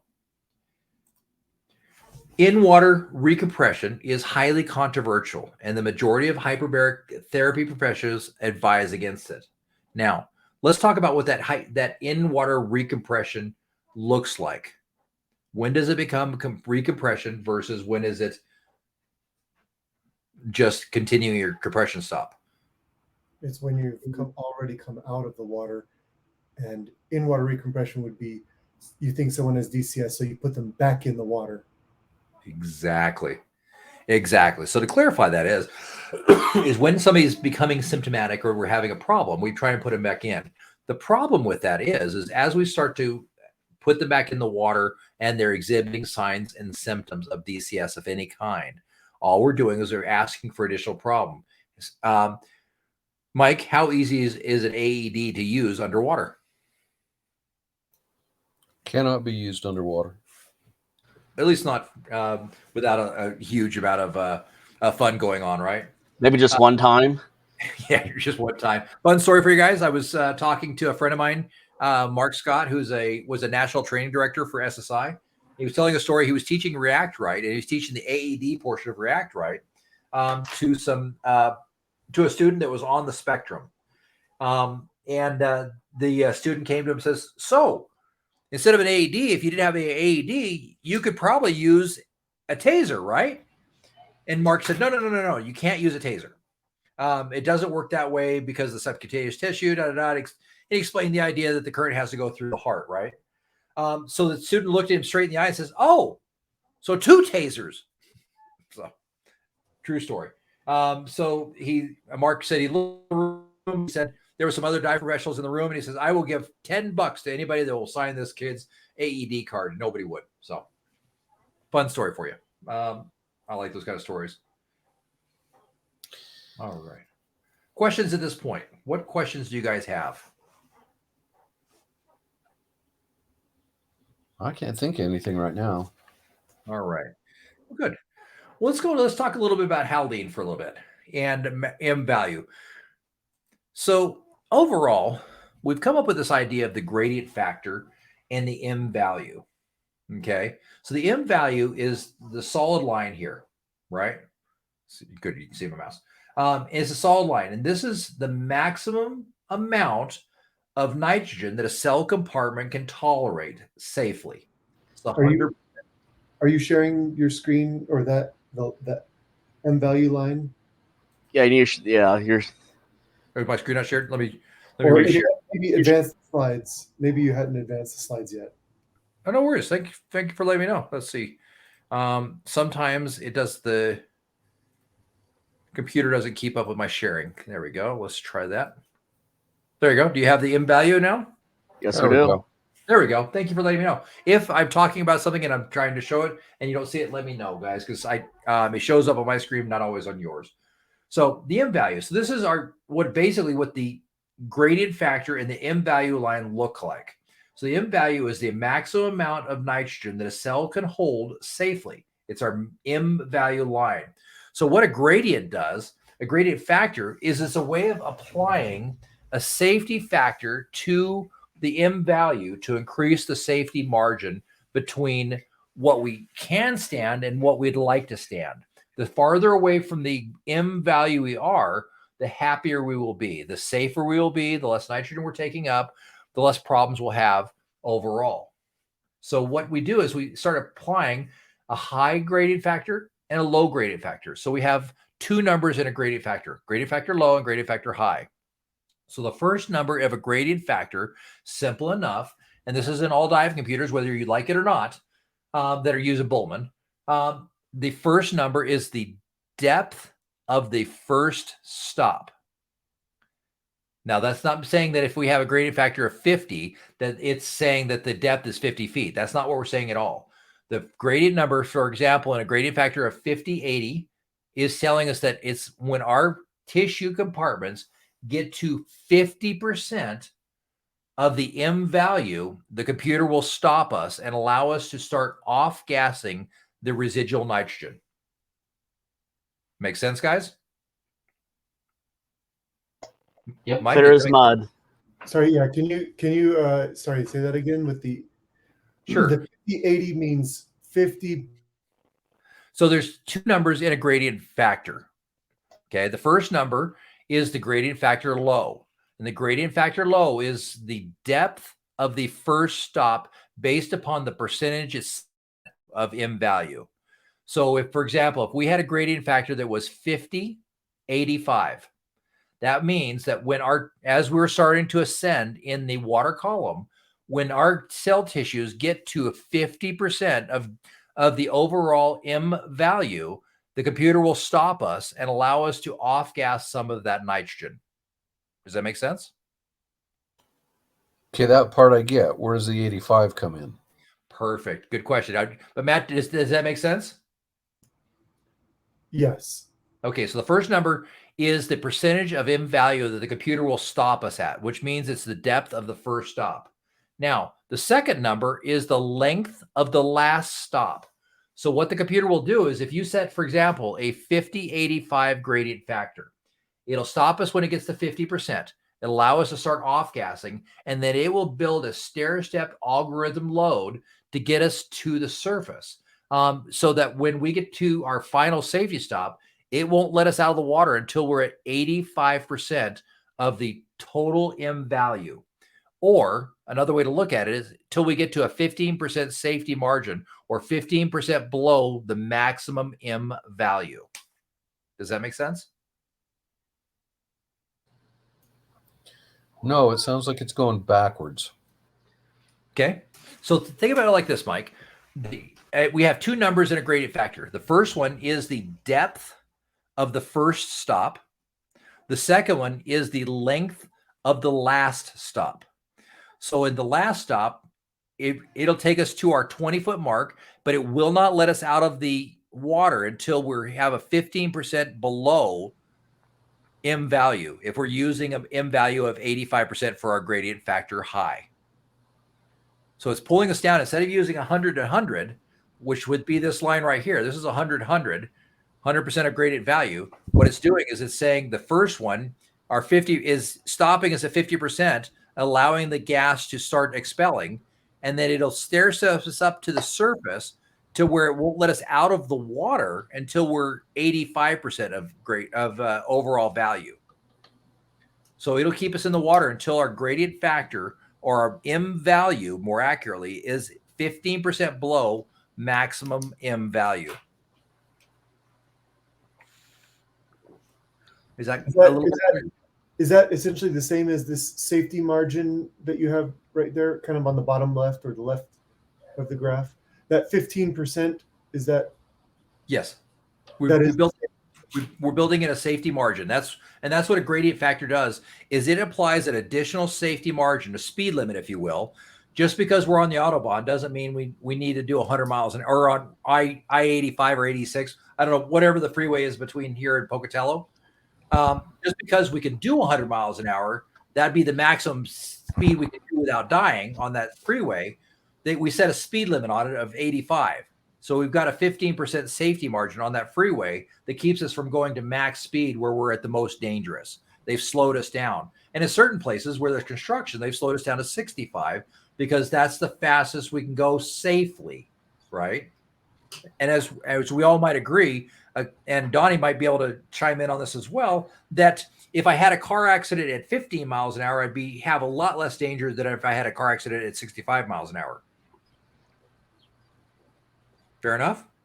So that's what we're doing, is we're putting a speed limit or a safety margin on the M value. Just because our car does 100 miles an hour, the speed limit reduces our ability to do that, or reduces it so that we're safer, right? So the gradient factor low is the depth of the first stop, where it's going to stop us and start us into a safety protocol to get us to that upper level gradient factor. So Does that make a little more sense? So here's how I think about it. It's like the gas laws we've been talking about. As we go to the surface, everything's expanding. The gas is doing the same thing in our tissues. They're expanding. So we have to have built-in stops to allow them to expand without going over the M value. Exactly. So my question is, as someone else said, it seems like those numbers are going up. Like one you're at 50 and the other one you're at 85, right? Which exactly. I'm okay with that, but it seems like 50, 85 is more like a template. Like it doesn't, the number 50 doesn't actually tell you the depth, the actual depth of the first stop, like in feet. It's the template for how you would figure out what the depth is. Is that correct? To a degree, absolutely. And the way we determine that depth is going to be the amount of nitrogen we've uptaken. So if we've spent an hour at 150 feet, for example, we're going to have a lot more nitrogen. So our first stop is going to be much deeper to get, because as we start to rise in the water column, we're going to be letting a lot of nitrogen out very quickly. So when we get to that point where we're 50% of the total M value that our cells can tolerate, the algorithm is going to stop us and force us to let some of that nitrogen out more safely. And then it'll stair-step a gentle pattern from that deepest stop to our last stop to get us to that point where we can start letting out enough to get to that 85% mark. But as we continue to climb, we're not maintaining the same nitrogen loading, where our nitrogen loading is increasing as our percentage is increasing as we go up, just not to a dangerous level. That was the confusing part, right? That's why I said this is counterintuitive. Yes. You start at 50%, and now we're going to 85%, but the objective is to get rid of that nitrogen, not carry it with us. Yes, so what the gradient factor does is it puts a algorithmic formula on it that will allow the nitrogen to come out more slowly, so that it never gets to the point of being at actual 100% M value. Don? Yeah, Ben, if I could chime in on this one, I think it might be helpful. So you're still ascending, so you're not going directly from 50% of M value to 85% of M value. You're going to be at 50% of M value when you start your first safety stop, and then you're going to drop to like 45 or something like that. And then you're going to ascend after that safety stop to a shallower depth until you get back up, until you hit that 50% of M value again. And then you're going to wait until it hits something like 45, 40, and then it'll clear you through that safety stop. And that's just how you start to move up. Now you're going to stay at roughly 40 to 50% of M value on like a 50% low gradient up until like your last safety stop. On your last safety stop, you're going to wait until you're all the way down to about whichever way your high GF is. So like with that 85, you're going to wait until you're all the way to like 85% down from M value. So 15% total nitrogen absorption before it'll let you out of the water. So you're not going to like linearly go from 50% nitrogen absorption to 85%. It's going to stair step and like kind of find a certain like distance away from the M value that it likes, depending on your gradient factor there, until the very end. And then it's going to make you stay longer to get to that 85. Yep, it definitely stair steps you up to 85, but it takes you very slowly and very gently from that point, and adds that additional safety margin. So it's a way of adding an algorithm over top of M value, and over the algorithm. And the M value is an algorithm in itself. That's what Bowman came up with, and he theorized that this is how long it's going to take for this tissue compartment to absorb nitrogen. This is how long that tissue compartment. So it might be a benefit to look at. Let's see, share screen percent.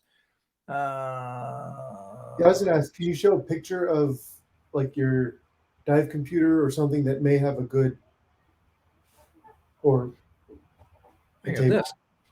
So this is what the actual algorithm looks like. This is Bowman. And so the first piece we have is right here. This is the tissue compartment. This is the half time in minutes. And this is the actual versions of the algorithm. We're currently on version C right now.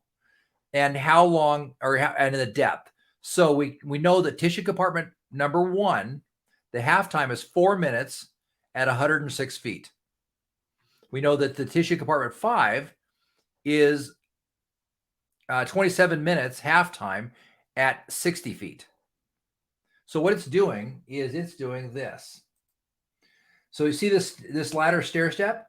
If this was a 50-85, for example, of a gradient factor, what would happen is as we're starting to ascend in the water column, when our tissues get to 50%, that half time, that 50% of overall M value, it's going to stop us and allow us to go down to 45% of overall complete saturation. Think of that sponge, right? We've got to let some water out of that sponge. And when we get to 45% of saturation in that sponge, it'll allow us to continue our journey up. And what it'll do is it'll say, okay, you just did a 50. So let's do a 50. We'll take you to 55 and then to 60 and then eventually to 65, then to 70. It'll allow us to get to each one, 75, and then finally 80. And then finally this top one is 85, but it'll slow us down in such a way that it'll only allow us to go to a certain point before it stops us, makes us drop nitrogen, and then allows us to go up to the next step. Does that make a little more sense?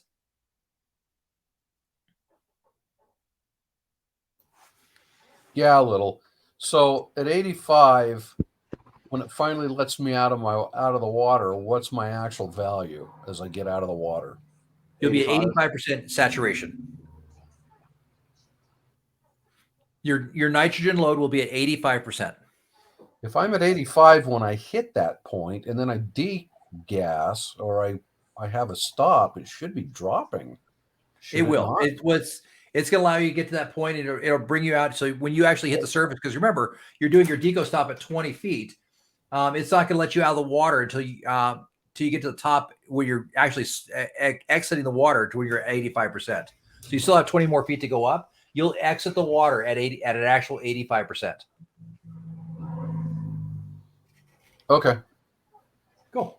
Easy enough.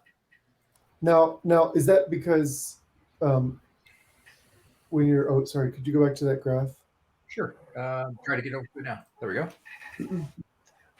And that's, so when you exit the water, you'll be at 85%, but that's because, so the way you're describing it, it makes it, I mean, I know we think of it as like the stair stepping up as we ascend, but on this graph, it actually seems like it would be like going from the top right to the bottom left is the actual ascent. And so if you're at 20 feet deep doing a deco stop, 15 to 20 feet for, a stop, you'll actually end up somewhere like at, let's just say the number is 50%, but then that last 20% going up, the pressure gradient, because of the change in pressure being reduced, you're actually increasing the amount of load, or you're increasing the pressure gradient between your tissues and ambient air, and so you would be at the higher number of like 85. Is that a? Yes, you got it. You got it. You're right on target. So good job. Kind of like Boyle's law in a sense. Yeah, combined with was it Henry's? Absolutely. So as we start to go through this process, we can start using something called an accelerated decompression, which is using a higher percentage of oxygen for a decompression gas. Now, to give you an idea, this is what a model would look like on a basic decompression dive. So if we did 130 feet for 30 minutes, this is what we would be looking at. So if we were just using a back gas of 21%, we'd need about 40 minutes of decompression. If we went to, if we went to a 50% nitrox blend, we would be able to cut that from 40 minutes of decompression to 24 minutes of decompression. If we use an extremely accelerated version of decompression, we went to a 50% nitrox and 100% nitrox, we could cut our decompression time from 40 minutes to 19 minutes. And the reason being is we're using a higher percentage of oxygen to flush the nitrogen out of our system more efficiently and a lot faster. Does that make sense to you guys? Yep. Who doesn't get it? Mike, does that make pretty good sense? No, that I've got. Okay, good. I don't see it as flushing the nitrogen out, because oxygen doesn't actually flush it out. You just have no partial pressure of nitrogen, so the nitrogen can off gas a lot quicker. Absolutely. And that's the deeper way of looking at it. And you're other than Donnie, you're kind of the first person that really gets that. But for simple explanation, we use as the idea that is flushing the nitrogen out. It's not really flushing the nitrogen out. It's just it's not adding nitrogen in, so it's allowing all the nitrogen to come out more quickly. I'm one of the first people to get that. That should scare the hell out of you. Yes and no. Well, most people don't understand the hemoglobin barrier and that we're not actually breathing and everything. Donnie explains this much better than I do, but that we're not actually uptaking the full oxygen into the cell tissue past the alveoli. I mean, we're only really taking 10% through the hemoglobin barrier. Yeah. So because the human body has to be able to keep a consistent amount of oxygenation at different pressures, right? The only reason that we're able to do that is because hemoglobin in your blood latches onto the oxygen and carries it there directly, right? So like we talk about, I believe it's the partial pressure law, Dalton's law, where gas dissolves into a liquid at the partial pressure.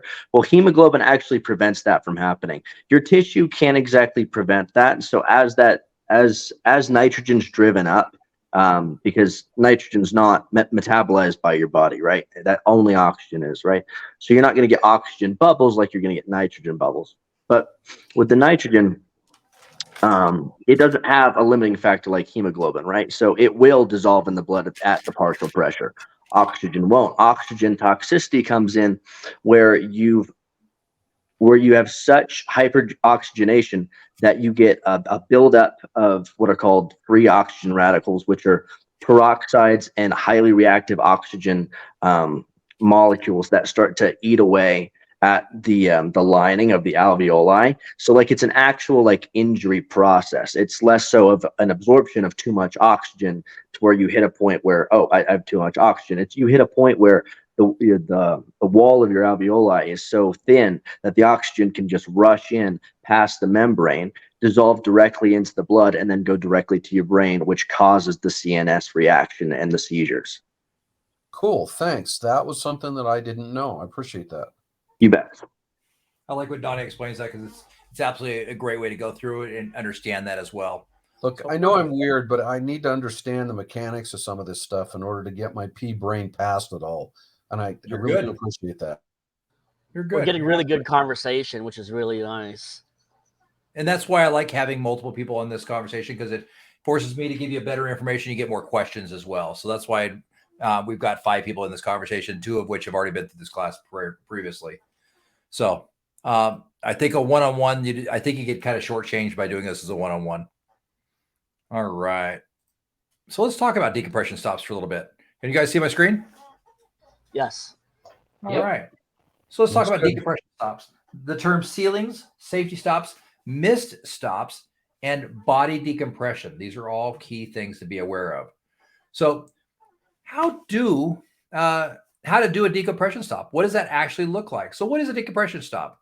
Simply enough, a decompression stop is a procedure that always takes place at the end of a dive. Now, that's key information there for you guys, right? How many have you guys have done a decompression stop? Only safety stops. That For me. would be a decompression stop. Right. A safety stop would be. Every time you do a safety stop, that's a decompression dive, decompression stop. How many of you guys have done a decompression dive? Well, apparently all of us then. Exactly. There we go. Except they really frown on using it, and they were really specific about that in basic open water. This is not decompression. This is safety. This is a safety stop. I'm going to give you a new argument on that, is that if you compress something and you uncompress it, You're decompressing it. So if you're Well, going, I get the concept that we're doing the same thing, but the problem you're running into is that you're arguing the semantics of basic open water versus what we're doing here. absolutely. So every one of you, whether you realize it or not, has done a decompression stop, and you've all done a decompression dive. Every dive is a decompression dive. So decompression stop is the procedure we always takes place at the end of a dive to allow the decompression and the diffusion of nitrogen out of our system. This is the time we spend at a given depth to reduce the amount of nitrogen or helium remaining in the human tissue before we rise to the surface. Now, decompression stops differ according to each dive profile, depending upon the maximum depth reached during the dive, as well as the time spent underwater at this depth. Now, depth and time are given by decompression tables or by the dive computer. Now, how do we actually do this? How do we do it? We stop at a specific point and we allow the nitrogen off gas. That's simple enough. That's all a decompression stop is we're stopping at a given point and we're allowing nitrogen to come out. Now, as we start going into decompression diving, we start adding a new term. And the new term we're going to add is not a safety stop, but we're going to add a sealing. Your Deco sealing. And what this means to you is just like the ceiling above you, it's something that you cannot pass through until something else happens. So as we start going into decompression, we're going to get what's called a decompression sealing. And that's going to be the highest point in the water column that we can ascend to before we go into an M value that's going to cause us to have the bends, right? So our decompression sealing is going to be the highest point of our dive that we can go. It's generally going to be the point of our first deco stop, just slightly below. So in the case that we're looking at right here, it's showing that our decompression sealing is at 58 feet or 17.7 meters. Okay. That's the point of our deco sealing that we don't want to ascend beyond. And we want to give ourselves enough time to allow the nitrogen to process out of our body so that we can pass the deco sealing. Now, our dive computers will, and Mike, your new cool DSX does this too. I've got one. Let's see. I don't think you can see my screen, but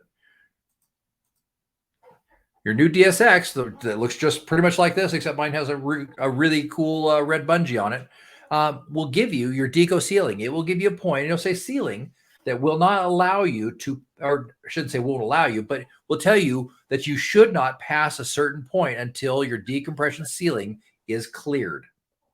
Simple enough. Now, a decompression stop. How is a decompression stop done? The ideal way to make a good decompression stop is to stay in a horizontal position for as long as possible. In this position, your body slows down in the water column, and it helps you stay at the right depth.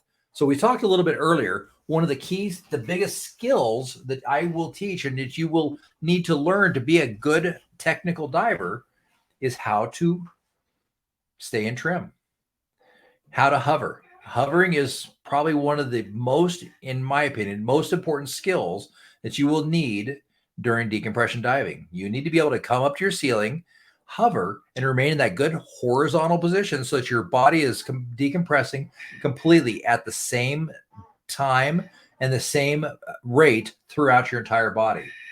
Now, the extended position also allows the entire body to be subject to the same pressure. It is also essential to breathe slowly and deeply so the blood circulates better and promotes the return of nitrogen to the lungs. Now, certain behaviors are to be avoided during a diving stage, like making apnea, hyperventilating, or not respecting the decompression stop limit. So as you come to this decompression stop, my biggest suggestion to you, the biggest skill you can learn is hover and get to the point where you're so comfortable you can almost fall asleep. Now, a few of you have dove with me when I'm diving my side mount. Dave, you've dove with me. How comfortable I look when I'm just in my hover and watching? It's annoyingly awesome to see you hover and not try. That's where you want to get it. You find the balance point and you get to that comfort point where you're balanced and trimmed, you want to be able to get to that point where you can do that for long periods of time. Now, you guys are just starting into Deco, so while it is super important, the level of excellence is not quite as high as it would be for if we were doing this as an advanced trimix course, right? Being able to hover for an hour is much different than being able to hover for 5 to 10 minutes, right?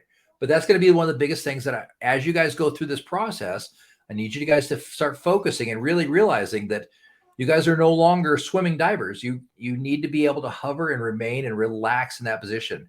And once you get to that position where you're relaxed, you're in hover and you're good trim, it's an awesome time to review all the pieces of your dive, to figure out all the ways that you were wrong in your marriage that day, that you could have been better to your wife, and the things that you're going to apologize for later, and all the dive gear that you're going to have to say you're sorry that you bought. So I'm just kidding. My wife is awesome, and she lets me buy whatever dive gear I want. I'm pretty blessed that way, but it gives you a lot of time to think. So getting in that position, getting comfortable and getting relaxed is definitely a huge key to deep diving. You want to be in that good hover position, nice and relaxed. The more you can do that, the better off you're going to be. Now let's talk about sealing. So in dissolved gas decompression algorithms, the sealing is the depth at which the dissolved gas pressure in at least one tissue compartment equals the maximum tolerated value defined by the algorithm. How boring was that? So what it's basically telling you is a sealing is the point of what you've set with your computer that is the maximum safety point that you're willing to go to allow nitrogen to escape. It's the first point, or the maximum point, where you want to stop and start letting nitrogen come out. Okay, so if I have a 15% safety margin built in, if I'm getting to the point where I'm at that I'm almost to my 15% safety margin, that's where my sealing is going to be. It's going to stop me at that point before I overexert the tissue and the M value. That's what the sealing is. So is the sealing is what your computer will, it's as it's calculating, it will show you this is the depth that is for your 50% gradient factor, the low. Exactly. The low. Okay. Yep. So we can set different gradient factors. If we went from 50 to 70 or so, I don't know the numbers. Is that more conservative or is that more aggressive? More aggressive. So the higher you set the first number, the more aggressive it is. The higher you set the second number, the even more aggressive it is. The maximum, I'm going to tell you guys right now that I would suggest. Now, I do know divers that run a 90 and then a 95 second gradient factor high. I think they're absolutely retarded. And Dan tends to agree with me on that one as well, that running past an 85 is definitely not to your advantage. You want to make sure that whatever you're doing, that you're building enough safety factor in there. Now, there are absolutely those people out there that are very nitrogen tolerant, and they've got the ability. So one of the things I need you guys to understand, the way my body absorbs and releases nitrogen is very different than the way Donnie's does, or Matt's does, or Mike's does. The problem is we've got 5 people on this call, right? Yeah, 5 people on the call, right? So or 6 people, I'm sorry, 6, I miscounted. So we have 6 people on this count. How each one of us absorbs and releases nitrogen is different than how everybody else on this call absorbs and releases nitrogen. So be aware that as we go through this process, we all absorb and release nitrogen at different levels. Are there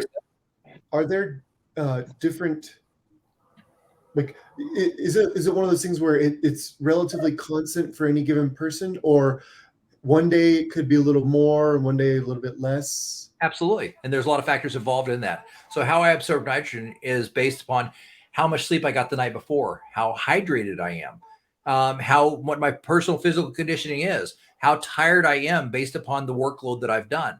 So I will absorb and eliminate nitrogen differently based upon, for example, if I've been lifting heavy tanks all day. If I had to load the entire boat with twin sets during the day, the way I absorb and release nitrogen will be different because my body is tired, right? Does that make sense? Yes, it does. Yes. So, and alcoholic beverages, bad idea for diving, right? After the dive, great stuff. Before the dive, very, very bad. Here's a good one for you. Gatorade. Good thing before a dive, bad thing before a dive. I would say bad. Why? I think it's the salt. I think like this. Yeah, I think the because it's trying to keep you hydrated, so it's retaining everything. So I think when it comes to off gassing, it's going to retain everything. You're My on the right flirt- path. Yeah. You're on the right path, sort of.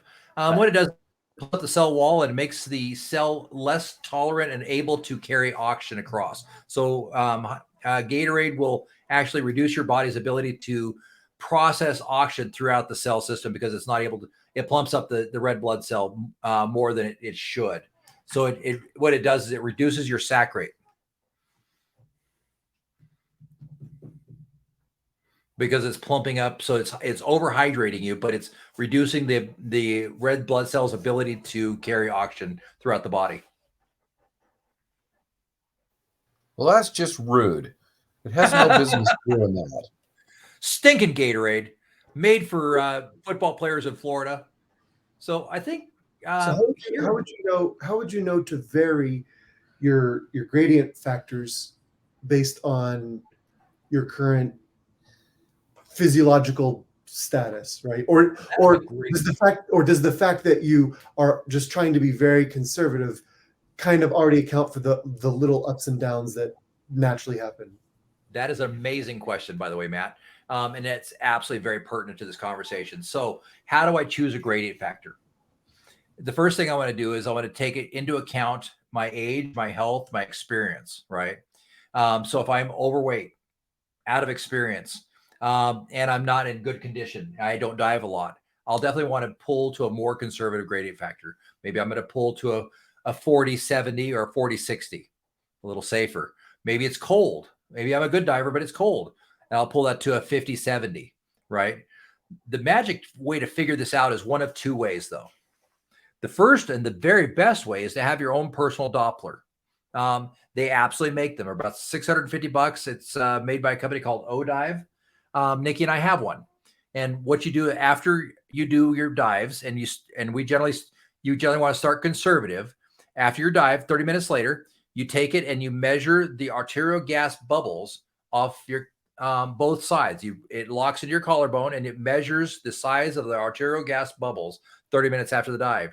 And then you take another reading an hour after the dive. And then you download your dive computer into the app as well. And what it does is it puts those together, the bubble size from the two separate readings, from the two separate sizes and two separate times with the actual dive computer. And it says, wait a minute, the bubbles were too big, just right, or too small. And it'll start giving you an idea of what do the actual bubble sizes look like. And it'll actually measure those out. Like I said, it's from a company called O-Dive. The only downside is I put my O-Dive case somewhere very safe, and Nikki and I are trying to figure out where that safe place was. I'll be the first to admit that I'm not sure where my safe O-Dive place is, but I'll find it. I'm sure it will. So that's the very best. It works very well. We used it all the time. We were in Hawaii. It worked wonderfully. We found out that, like all things, Benjamin, we were diving more conservatively than we needed to. So we were able to up our gradient factors. And it encouraged us to increase or decrease our safety margin, which was interesting.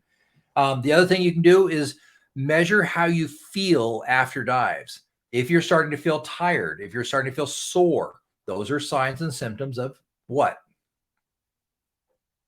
DCS. Absolutely. There's a great report of DCS treatment in a remote location written by a clinical doctor. And I'm trying to remember where she was at. I think she was in Truck, if I remember correctly.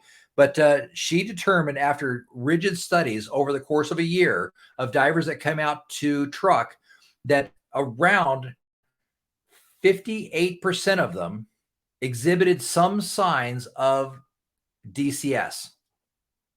When they came in, they were tired, sore. That 58% of the divers that were going there were exhibiting at least mild symptoms and cases of DCS. It was huge, right? Yeah, but in all fairness, boss, I can run from here to the mailbox and come back and feel tired and sore. That's not DCS. That's just being out of shape and old. That's Fair like, enough. that's like the WebMD self-diagnosis, right? It's like you read something and, oh, I think I've got that because. Fair So enough.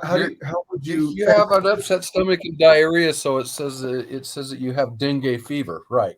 Exactly. Absolutely. No, I get you completely. But you definitely need to take into account as you're going out and doing these dives, if you're coming out more tired than normal, if you're feeling sore, joint pain, anything like that, definitely be aware of that and try pulling your gradient factor back a little bit and into a more conservative nature and see how that affects you. What does that actually look like?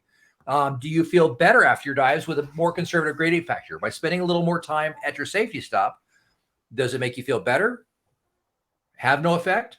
Make you feel worse? What does that look like, right? So These things go ahead. make sense.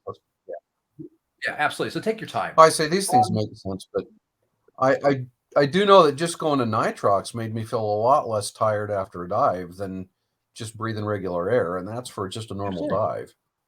Absolutely. That part of that is there's twofold on that. The more common answer on that is that you're uptaking and you're profusing and diffusing less nitrogen. Your body has to work to profuse and diffuse nitrogen. So if you're having to do less of that, your body's working less, not quite as hard. Another part of that is that when you were feeling tired, you were starting to head towards the idea of starting to get a light cold, if you will. You're starting to get light symptoms of DCS. That's the effects of nitrogen on your body. It was that tiredness. When you start taking that away, all of a sudden you didn't have that problem anymore. Make sense? So, I'm assuming all of us do this sort of thing. We keep track of how much weight we have when we're in different exposure suits, and based on a handful of different factors.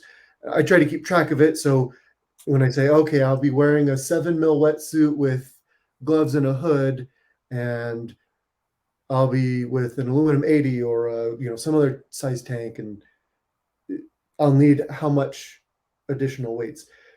Do you typically do the same thing for your Deco dives? And you say, okay, I was running this gradient factor, and this was the temperature of the water, and I was feeling just fine afterwards. I mean, what sort of things do you typically record after the fact? Well, that's a great point. It's exactly you're on the right track. You're absolutely right. In fact, you're not on the right track. You're at the right destination. I absolutely do. So as I do bigger dives, I take into account and I write down, how did I feel after this dive? Did I feel tired, sore, baked? The good news is I tend to be very, very conservative when I dive. In fact, I don't tend to be. I am very conservative when I dive. I like to talk about, do dangerous shit, but I'm very conservative. So I tend to do an excessive amount of more deco than needed. And I also always do a safety stop as well. So I take the extra time, and then I do something called a body deco that we're going to get into in a little bit as well. So I take the extra time. So it's very rare that I have to put something in where I say that I felt sore or tired, but when that happens, I absolutely put that in. And I definitely take that into account. And if that's I had that happen after ice diving this last year. I came up after doing a bunch of dives and body was sore, felt some joint pain. I'd spent too much time in a very cold environment. I had over 2 hours of bottom time for ice diving in one of my sessions. And so I put that in my record for next year, as I look at this, do less ice dives consecutively was the first thing that I'm going to put together. I'm not going to do 4 ice dives back to back anymore and spend an hour and a half in the water is number one. But number two, I'm going to spend a little bit more time at Deco, and I'm also going to start looking into making sure I'm doing a little bit higher nitrox blend. I don't generally do nitrox at all when I ice dive, but if I'm going to have to do a whole bunch of ice dives, I'm going to go to a argon bottle and start breathing nitrox instead.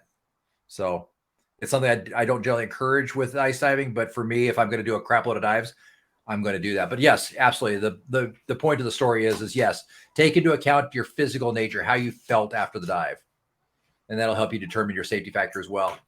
I want to go ahead and change gears for a little bit. I want to show you guys I think it's pretty pertinent to show you what Deco actually looks like on a computer.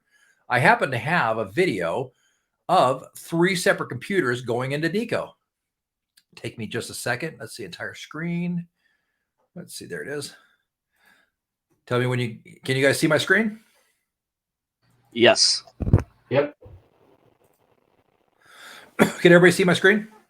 Hey, Yes. that's my DFX. All righty. So it is. So on the left here, this is a Shearwater Perdix. The center is a DSX. The right is a Garmin Mark II-I. This is an actual Deco dive. This will be Bear Lake, I believe.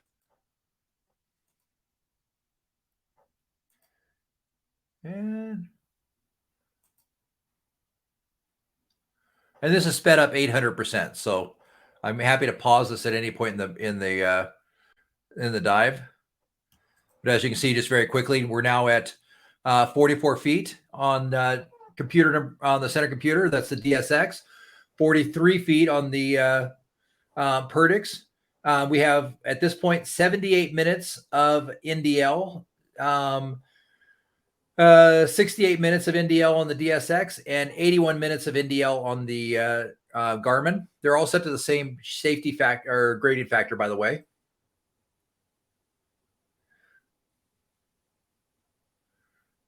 Getting a little deeper.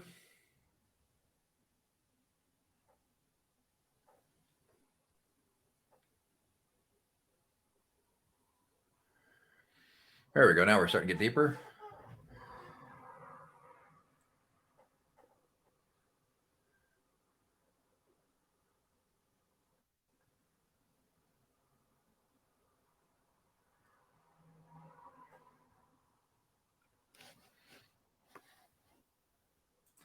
And as you can see, the time's not changing dramatically. Right now, we're at 6 minutes of dive time, but we're at 73 feet. And you can see very quickly that the NDL time is dropping very, very quickly. It's not dropping. It's dropping much faster than the amount of time we're going up. Do you guys see that? Does it also show which See how fast our NDL is going down versus our dive time? We're now at 7 minutes of dive time. We're at 11 minutes of NDL time left. We're 8 minutes, and we have 7 minutes of NDL left.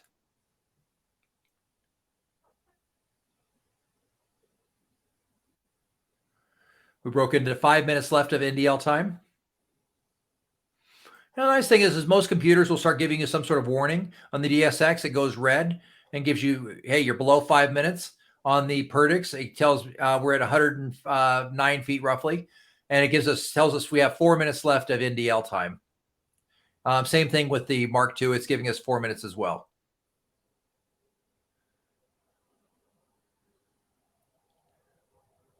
(114 feet).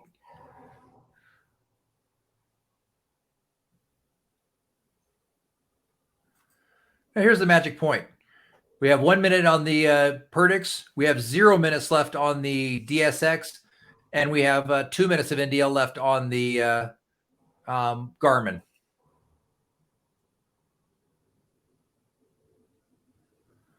As you can see, we're at about 120 feet. There we go. So the Garmin went into NDL or broke NDL first and went into Deco. And here's what it's telling us. Our new ceiling point according to the Mark II Garmin is 20 feet. We can't go above 20 feet without getting the bends. And we need to stay there for at least 9 seconds right now. The Garmin will actually mark it up in seconds. We haven't broke NDL on the DSX or the Perdix yet. There we go. Oh, come on. There it is. Stop. All right, so we just broke the NDL on the DSX and the Perdix, and this is what it actually looks like. So on the DSX, the Deco stop, it tells us we have to do at least 1 minute at 20 feet. Our ceiling now that we cannot ascend above is 20 feet. On the Perdix, right here it says stop. That's what it's telling us. Our ceiling now is at 20 feet for 1 minute on the DSX or on the Perdix.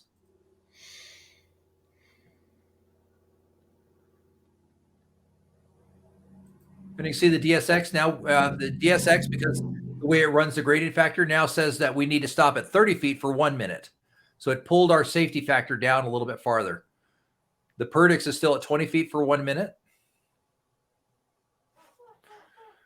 And you can see the Garmin is definitely ticking up. We're at 20 feet for almost now 3 minutes there.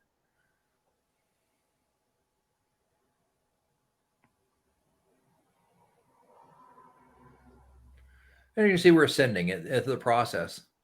But this is what going into Deco on your computer will actually look like.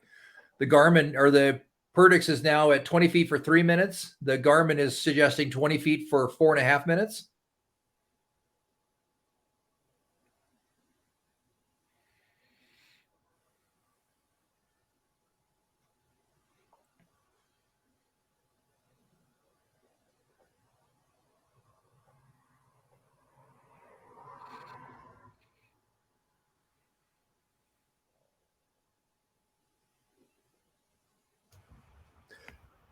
So are these decompression? And yes, it's a pain in the butt to carry this thing and dive at the same time. I was diving twin sets on this day.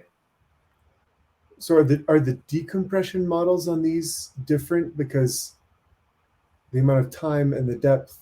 Oh, it was different for a little bit. And that's one of the things to be aware of is be aware that all computers use a consumer-based depth pressure gauge. So they can have up to a 4 to 5% variance in accuracy. And that's perfectly acceptable according to the manufacturer, that a 4 to 5% variance is okay. So we want to make sure we build in enough safety factor based on that. And they already do. They build in about a 5% safety margin built in anyway to cover that. But as you can see several times, for example, here it says we're at 49 feet. This one says we're at 51 feet. This one says we're at 50 feet. So they're definitely within that margin of error. Even if we went back, this one says we're at 107 feet. This one says we're at 111 feet. This one says we're at 109 feet. So just be aware that they're consumer grade pressure gauges. They have a variance up to 5%. And you can see we've got to 20 feet for 5 minutes on the DSX, 20 feet for 2 minutes on the Garmin or the Shearwater, and 20 feet for 22 minutes on, or 20 feet for 2 minutes on the Mark II.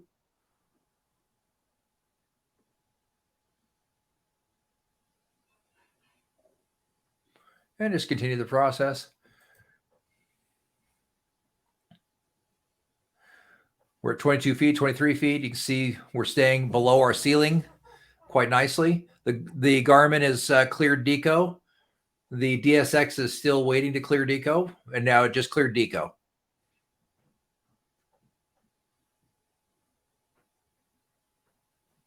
That's what it looks like. That's all there is to Deco. After it clears Deco, does it show you? Does it go back to showing NDL? What does it show you for that? Right here. This one's the DSX is a little odd. It'll go to a Deco time of 9 minutes and 58 seconds when you're shallow like this. But as you start getting deeper, it'll go to the actual Deco time.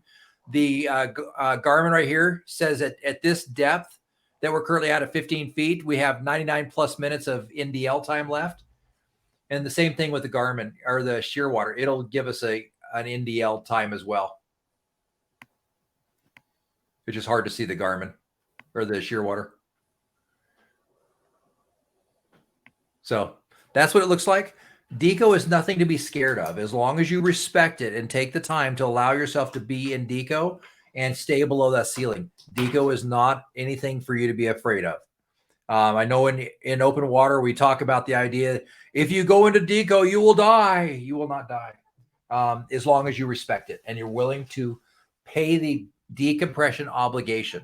You're going to pay the decompression obligation one way or the other. I would encourage paying it at depth and allowing and paying it with time rather than a hospital stay. So that's my suggestion for you. So as we do this, we went to our ceiling. Do we do a safety stop? Yes. Why? Because it just gives us more time of off-gassing. Absolutely. I will tell you that every good Deco diver I know always does a safety stop in addition to their normal decompression stop. Now, the question for you guys is, on a recreational dive, do you need to do a safety stop? Mike, what do you think? Do you have to do a safety stop? You do not have to do a safety stop. That's why it's a safety stop and not a decompression stop. But Well, you should. According to the old dive tables, which we don't look at a whole lot anymore, they all say that once you go to 100, deeper than 100 feet, it's a required safety stop at that point. So I guess it's kind of slightly subjective, that the question, because yeah, the latest dive tables and information is they are strongly encouraged. But as long as you're within recreational limits, they're not required, but they're strongly encouraged. So it's a safety stop is always encouraged, not required, within as long as you're within recreational limits. But every good deco diver I know does a safety stop to allow a little bit of extra nitrogen to blow off out of a system. So let's talk about a little bit different kind of safety stop for you guys, though. This is a study that came from TDI or ITI, but TDI. And basically what it did is it gave us a basic idea that this is what the M value line looks like. There is no clear line difference between death and not death. That there's a margin between the ideas. That as we do more deco, we create a bigger safety margin and we have less symptoms to no symptoms at all. As we take that time, we do less deco, we increase our risk, and we build up the silent bubbles so they become bad and more challenging bubbles to deal with. And we become more symptomatic, more tired, more sore, more rashes, things like that. So, but the problem is there's no clear line that I can give you, Mike or Don or Matt or Dave, that says at this point, you're going to get DCS. There's You're just worthless then. What the hell? Right? That's so, and it's going to differ, like we talked about, day to day to day. Every day is going to be a little different based upon my hydration, based upon how tired I am, based upon how much work I've exerted that day. So it's going to definitely vary day to day. So there's going to be a variance between. So the biggest takeaway from this chart I want you guys to do is understand is that dive tables and safety stops are how divers manage the size of the bubbles in the bloodstream. Safety stops assist in the reduction of the size of these bubbles. There is no clear line between good and bad. Every diver is different in the way their body manages the bubble size and the bubble reduction. The biggest takeaway from this is do a safety stop. It's to your advantage. Simple enough? Now, let's talk about the safety stop itself. I'm going to talk to you guys a little bit differently about how to do a safety stop. This is a study that from TDI that they took divers to 120 feet for 25 minutes. Okay. And they 3 different types of divers here. And the first diver group did a direct ascent from 120 feet to the surface. And then they measured the bubbles. And what they determined that is at about the 16-minute mark, those divers had the highest level of bubbles at about 119,000 bubbles per cubic liter. This was 16 minutes after they surfaced? This is 16 minutes after the surface. Okay. Now, the interesting takeaway from that is that when you become symptomatic from DCS, it generally won't happen as soon as you pop the surface. Most DCS instances happen at about the 16 to 17-minute mark after a dive. That's what it takes the bubbles to hit their highest concentration after the dive. But the key to this is on a direct ascent without a safety stop, they were at 119,000 bubbles per cubic liter of measurable. As the time went by, at the 30-minute mark, they'd gotten down to about 60,000. At the 90-minute mark, they were about 25,000. And at the 120-minute mark, they were finally below at about 19,000 bubbles per cubic liter, right? Now, we took the same dive to 120 feet for 25 minutes, and we had the divers in this group stop at the 10-foot or 3-meter mark for 2 minutes. 2 minutes of safety stop at 10 feet. And you can see there's a substantial reduction in the size of and the number of the bubbles, right? They went to about 20,000 bubbles instead of 119,000 bubbles per cubic liter. And you can see they're tapered off greatly over time. Now, group 3, they did things a little bit differently. They did a 1-minute safety stop at 20 feet and a 4-minute safety stop at 10 feet. As they came up, they got to a 0 point of residual nitrogen, 0 nitrogen bubbles at about the 42-minute mark. Is that a pretty big safety change? Absolutely. For 5 minutes of your time? It also makes me think the colors that they use for these graphs are the wrong colors. Like the red should be where the blue is, meaning this is dangerous. Matt, I agree with you completely. I didn't produce this chart. It's not mine, so I can't speak to that. But I agree with you completely that I would have absolutely done red for the blue, yellow for the red, and green for the yellow. I agree. I think that would have, their color coding was kind of gooby.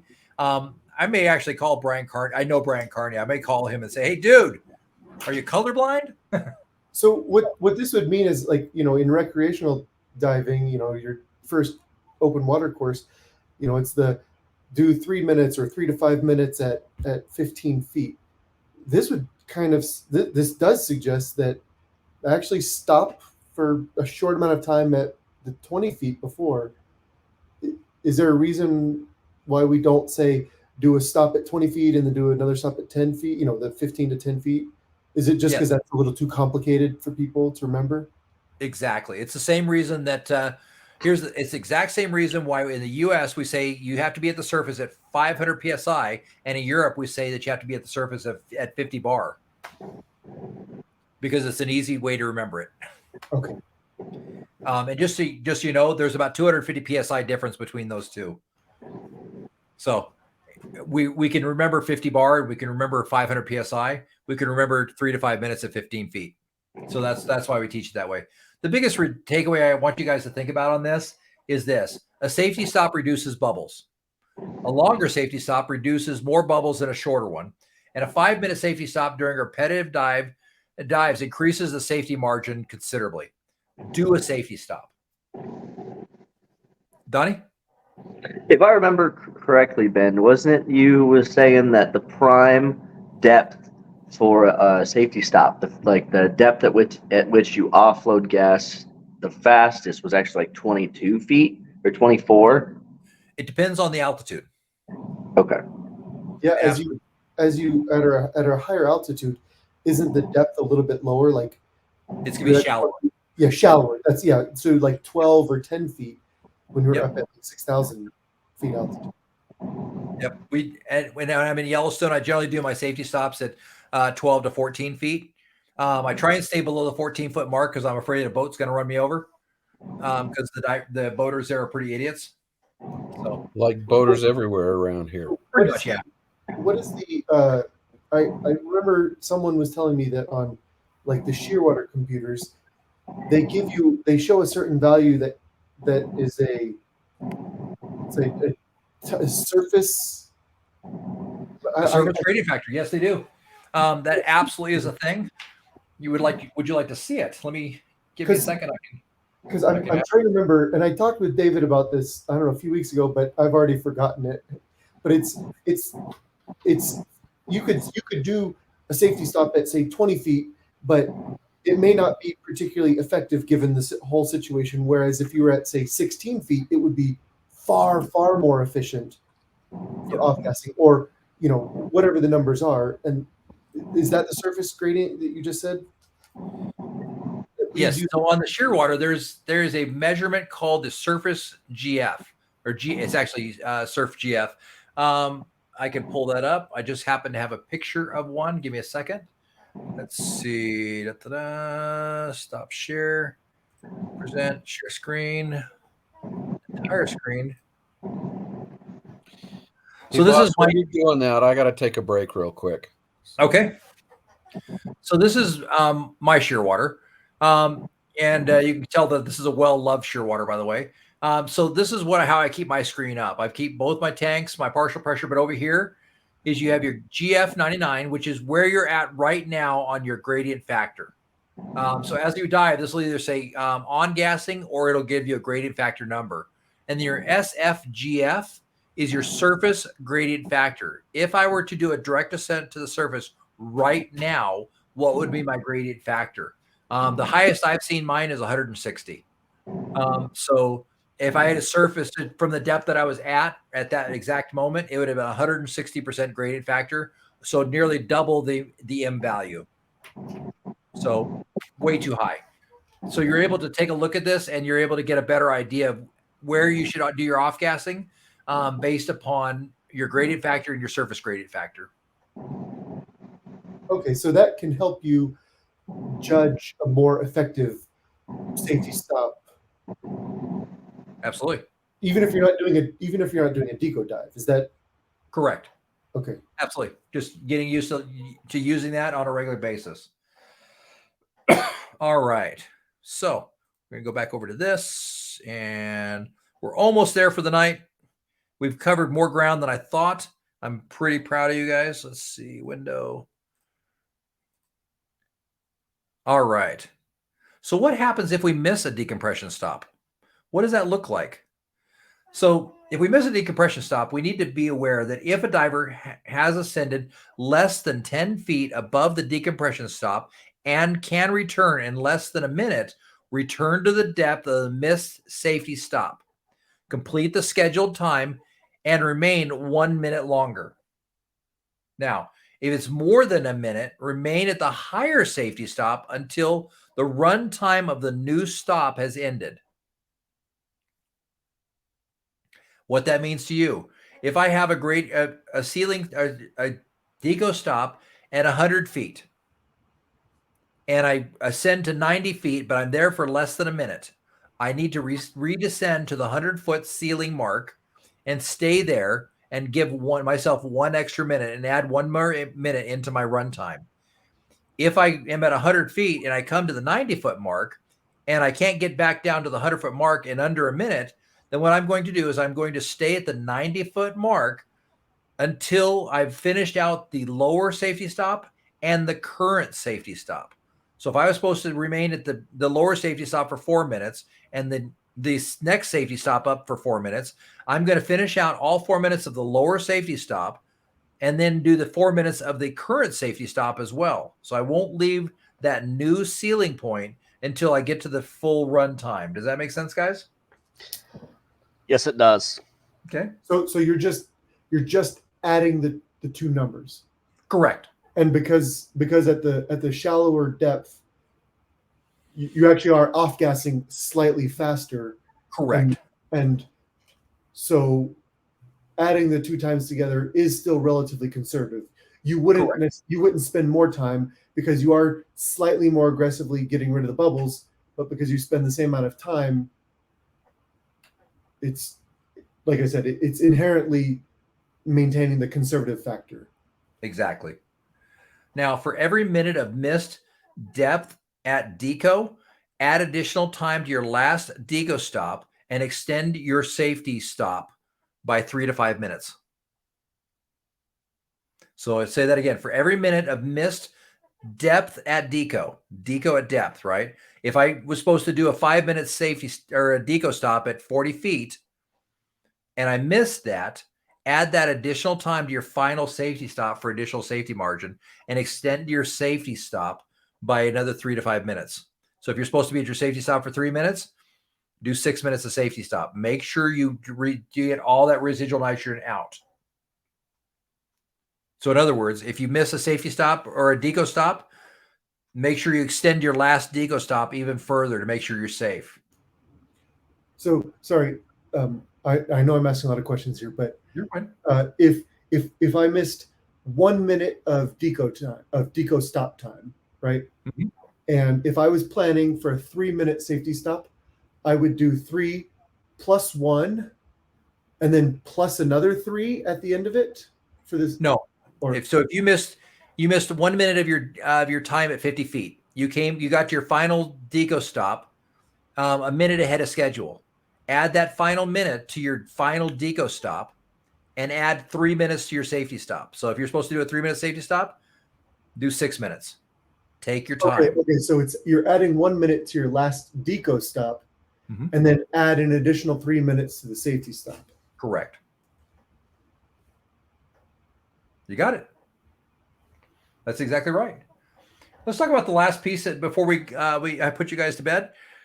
The last piece is going to be called this is a more eclectic thing, and what you'll find this is more common among divers that do a lot of deco, but and you will not find this in the book. By the way, I should have tried to preface this, but about 40% of what's in the book I will not cover. You can read it, you'll cover it just fine with that, and about 40% of my lectures will encompass stuff that you cannot find in your book.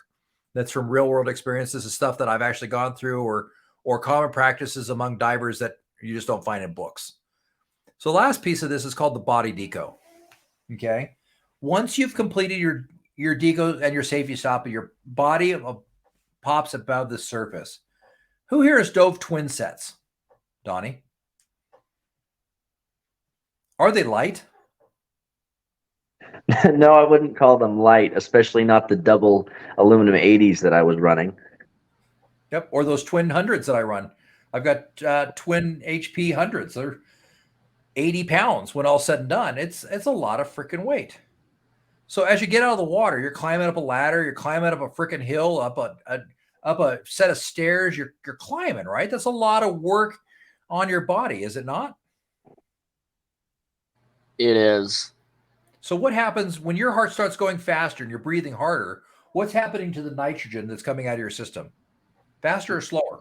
Faster. Absolutely. So one of the things I'd like to encourage you guys to do is do what we call a body deco. Once your head pops above the surface, take 5 to 10 minutes and just relax in the water with your head out of the water. The pressure of the water will help let more nitrogen out of your system, right? The time just out of the water with your head out of the water will allow nitrogen out of your system a little bit more. Take some time and do a little bit of body deco in the water to allow a little bit more nitrogen to escape before you start putting all that pressure on your joints and your body as you're carrying all this daggum gear. Because as we know, none of this gear is light. Twin sets are not light. Side mount tanks are not light. That's kind of the advantage with side mount is we can make multiple trips because I can take them off, but they're still not light. I'm climbing up a ladder. I'm climbing up a hill. David has had the opportunity to climb that god dang stinking hill at Ryrie Reservoir. Donnie has too. It's not a fun hill to climb. Dustin's had a chance to do the boat ramp hill. Dustin, was that a fun hill to climb? Absolutely. Yeah. Couldn't wait to do it again. Absolutely. Well, with right? the boat ramp hill, you can just back your truck up right up into the water and drop your stuff off. I've done that. So I've got a kind of a more of a nerdy question on this one, but that graph that you showed us where it had the blue and red and yellow kind of mixed up in my mind.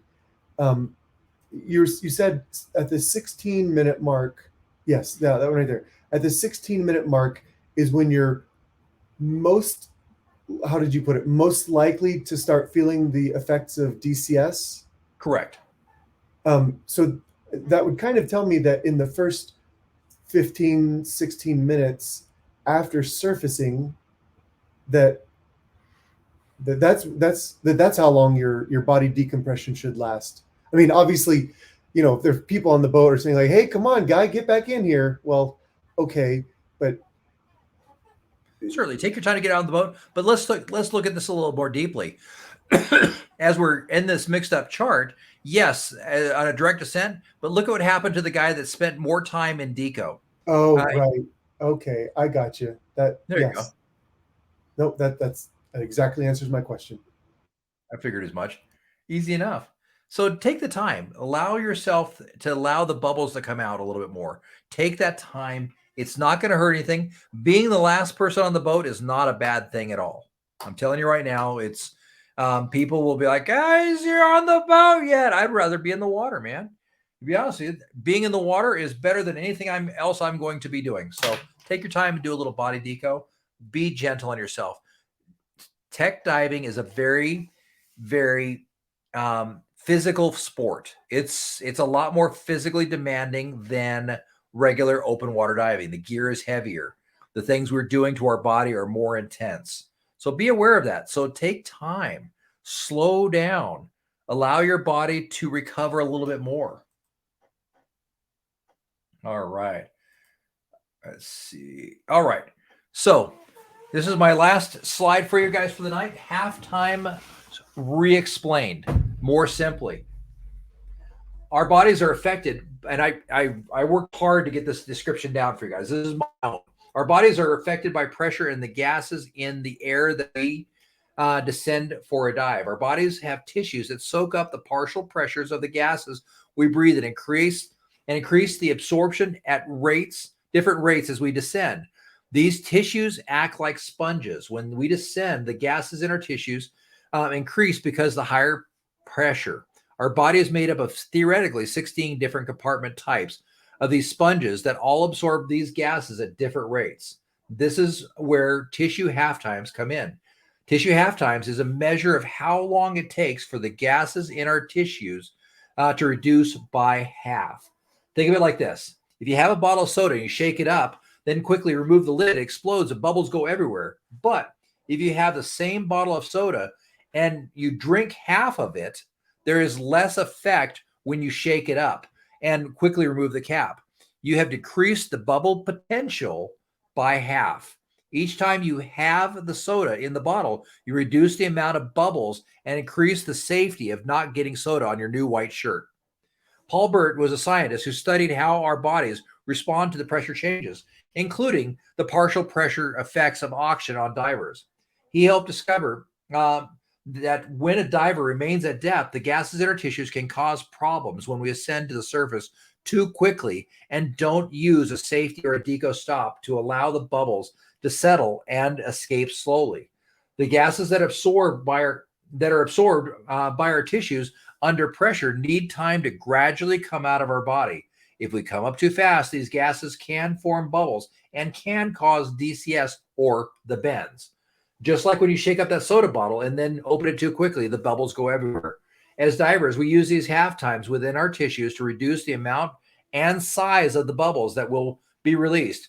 By using slower ascents, these bubbles are only seeds and escape very gradually through the course of ascending in the water column or remaining at a deco/safety stop. Does that make things a little bit more clearly for you guys? You like that explanation? Yep. Yeah.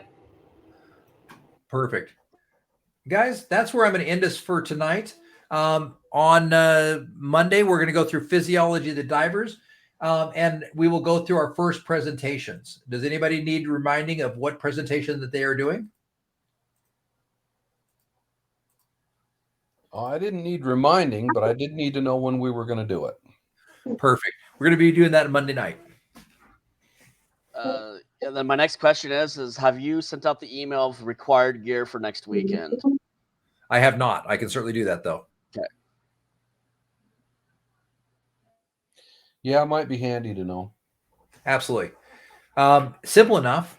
I've got a couple of you guys. Dustin, you and Dave will be in side mount.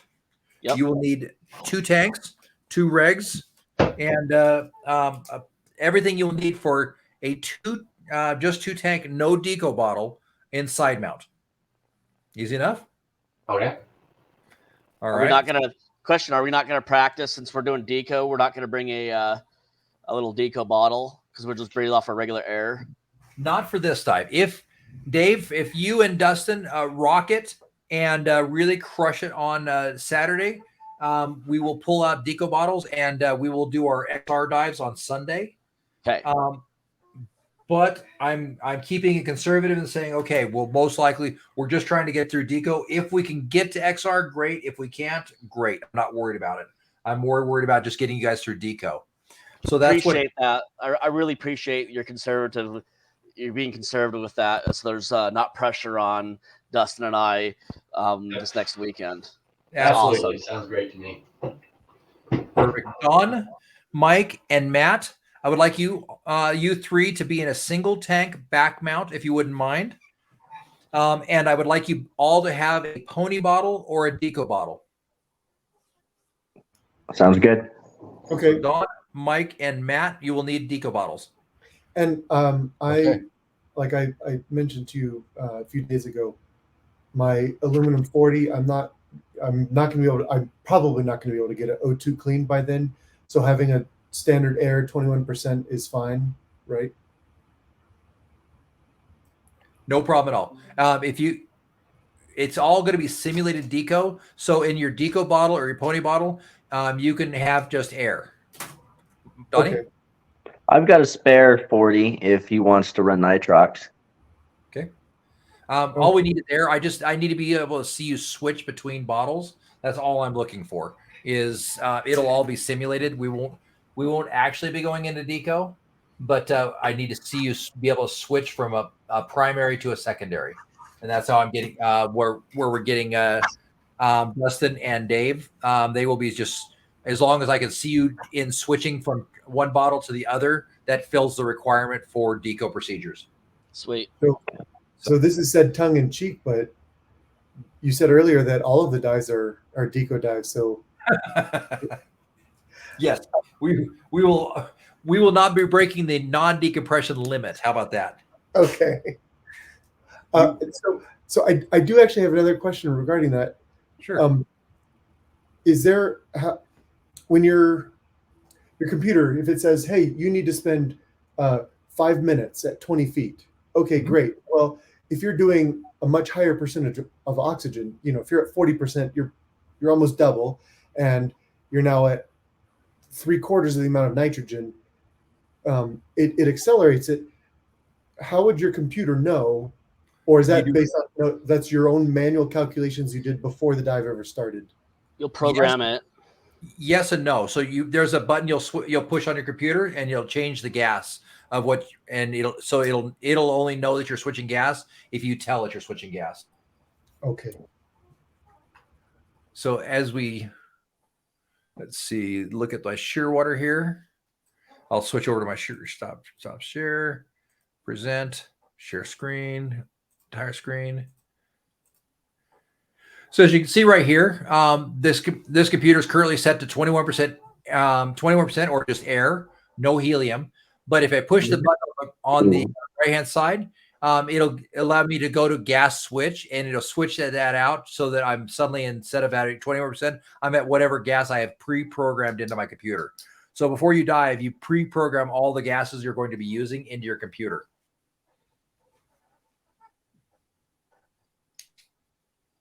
That's pretty slick. Absolutely. Oh, you haven't seen slick yet. Let's talk about slick, really slick, for a second. So you guys know that I've been testing and working with the new DSX. So here's the new DSX. The new DSX comes with. Your screen's frozen, by the way. Oh, let's see. Stop share. Am I back? Negative. Negative. Well, if you maybe just try sharing this, like your computer screen or whatever it was you were showing us, and then, or you're showing us a picture, or you're holding the DSX to the camera. Yes, that was my plan. There we go. And can you see me now? Not the picture you want us to see. You're frozen, Benjamin. I'm frozen. Okay. Yeah. Well, I'll use verbals until I catch up. I'm sure the internet's catching up. So the new DSX comes with a plug-in module that you actually. Now, can you see me? Yeah. There we go. It comes with this. So here's the new DSX. It comes with a plug-in module and an air sensor that you actually analyze your tank with the DSX computer. And it will actually program in the gas blend into your computer for you. So you don't have to have a separate analyzer anymore. So I think that's awesome.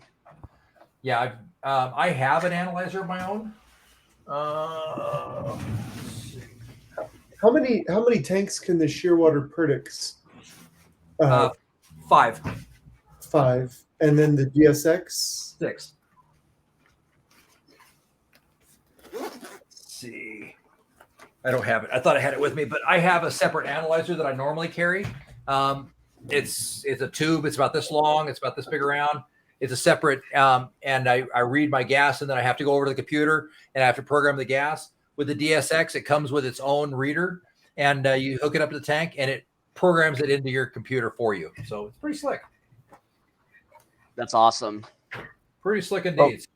So if I'm using multiple tanks on that, does it let me program each transmitter for can I designate the transmitter that we're reading the tank off of, or how does that work? That's a great question. I don't have that answer yet. I've only tried to program in one gas so far. And right now it's only applicable to you and me anyway, so don't worry about it. I'm going to find that out. That is a really great question. How many different gases can I analyze? I believe that you can analyze as many gases as you have pods, but I'll find out. That's a very good question. Does it also have the ability to set different gradient factors? Like yes, absolutely. What about that? There was on the Shearwater, you showed your surface GF, and I don't remember what the other one was. Does it also have those? GF99? Yes, the Shearwater absolutely sets gradient factors. All the computers that I use, I've chosen them because I could set a gradient factor. I do not use a computer that I cannot set a gradient factor on. But did the DSX, does it allow you to, can it show you the surface GF and the GF99? It cannot. Not yet, at least. That is one of the things I do like about the Shearwater over the Apex, is that I like the GF99 and I like the surface GF. I think those are very, very nice and very, very slick, but that's something specific to Shearwater. But then again, if you're not really in tune with the very advanced features and really want to know that nitty gritty, it's more of a nicety than anything else. If you're doing big trimix dives, absolutely, it's wonderful. I really like it a lot. So you have to determine what you're doing and what your end goal is. If your goal is to get to hypoxic trimix, then you're probably going to want a Shearwater.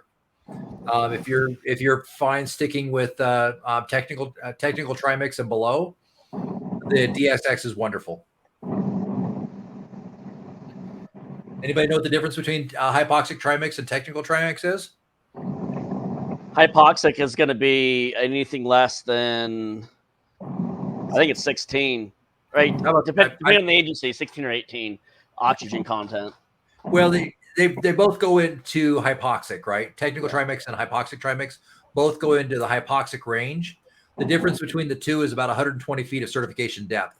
With technical trimix, you're certified to 220. With hypoxic trimix, you're certified to 330. So 330 feet. So that's a long ways up. That is a long ways up. And in I'll probably never see. So with technical trimix, you have to do one dive to 195 feet. In hypoxic trimix, you have to do one dive to 295 feet. So sweet. CCR. It's definitely big stuff. I'm going to get my technical trimix instructor in November. So sweet. Fun stuff. All right, guys. What other questions do you have before I let you go and send you to bed? Nothing. But you said you're Norwegian. I am Norwegian. So the bar and the millibar were introduced by the Norwegian meteorologist Wilhelm Bjerknes, who was the founder of the modern practice of weather forecasting, with the bar defined as 1 megadyne per square centimeter. So it was a Norwegian that came up with this bar crap. He was. Asshole. There you go. Absolutely. Yeah, all about those megadynes and square centimeters. That's so helpful. Totally. Absolutely. All right, guys. what other questions can I answer for you? By the way, I will download this tomorrow morning and I will upload it to YouTube. And I will happily send you guys all the links, but you'll find it in the classes section of my YouTube channel, Teach Me to Dive. Sounds great. Awesome. Thank you. Awesome, guys. Thank you so much. If you have any more questions, please reach out. Or you can absolutely watch the video again and pick up what we screwed up on. So easy enough. Easy enough. Thank you so much for your time today.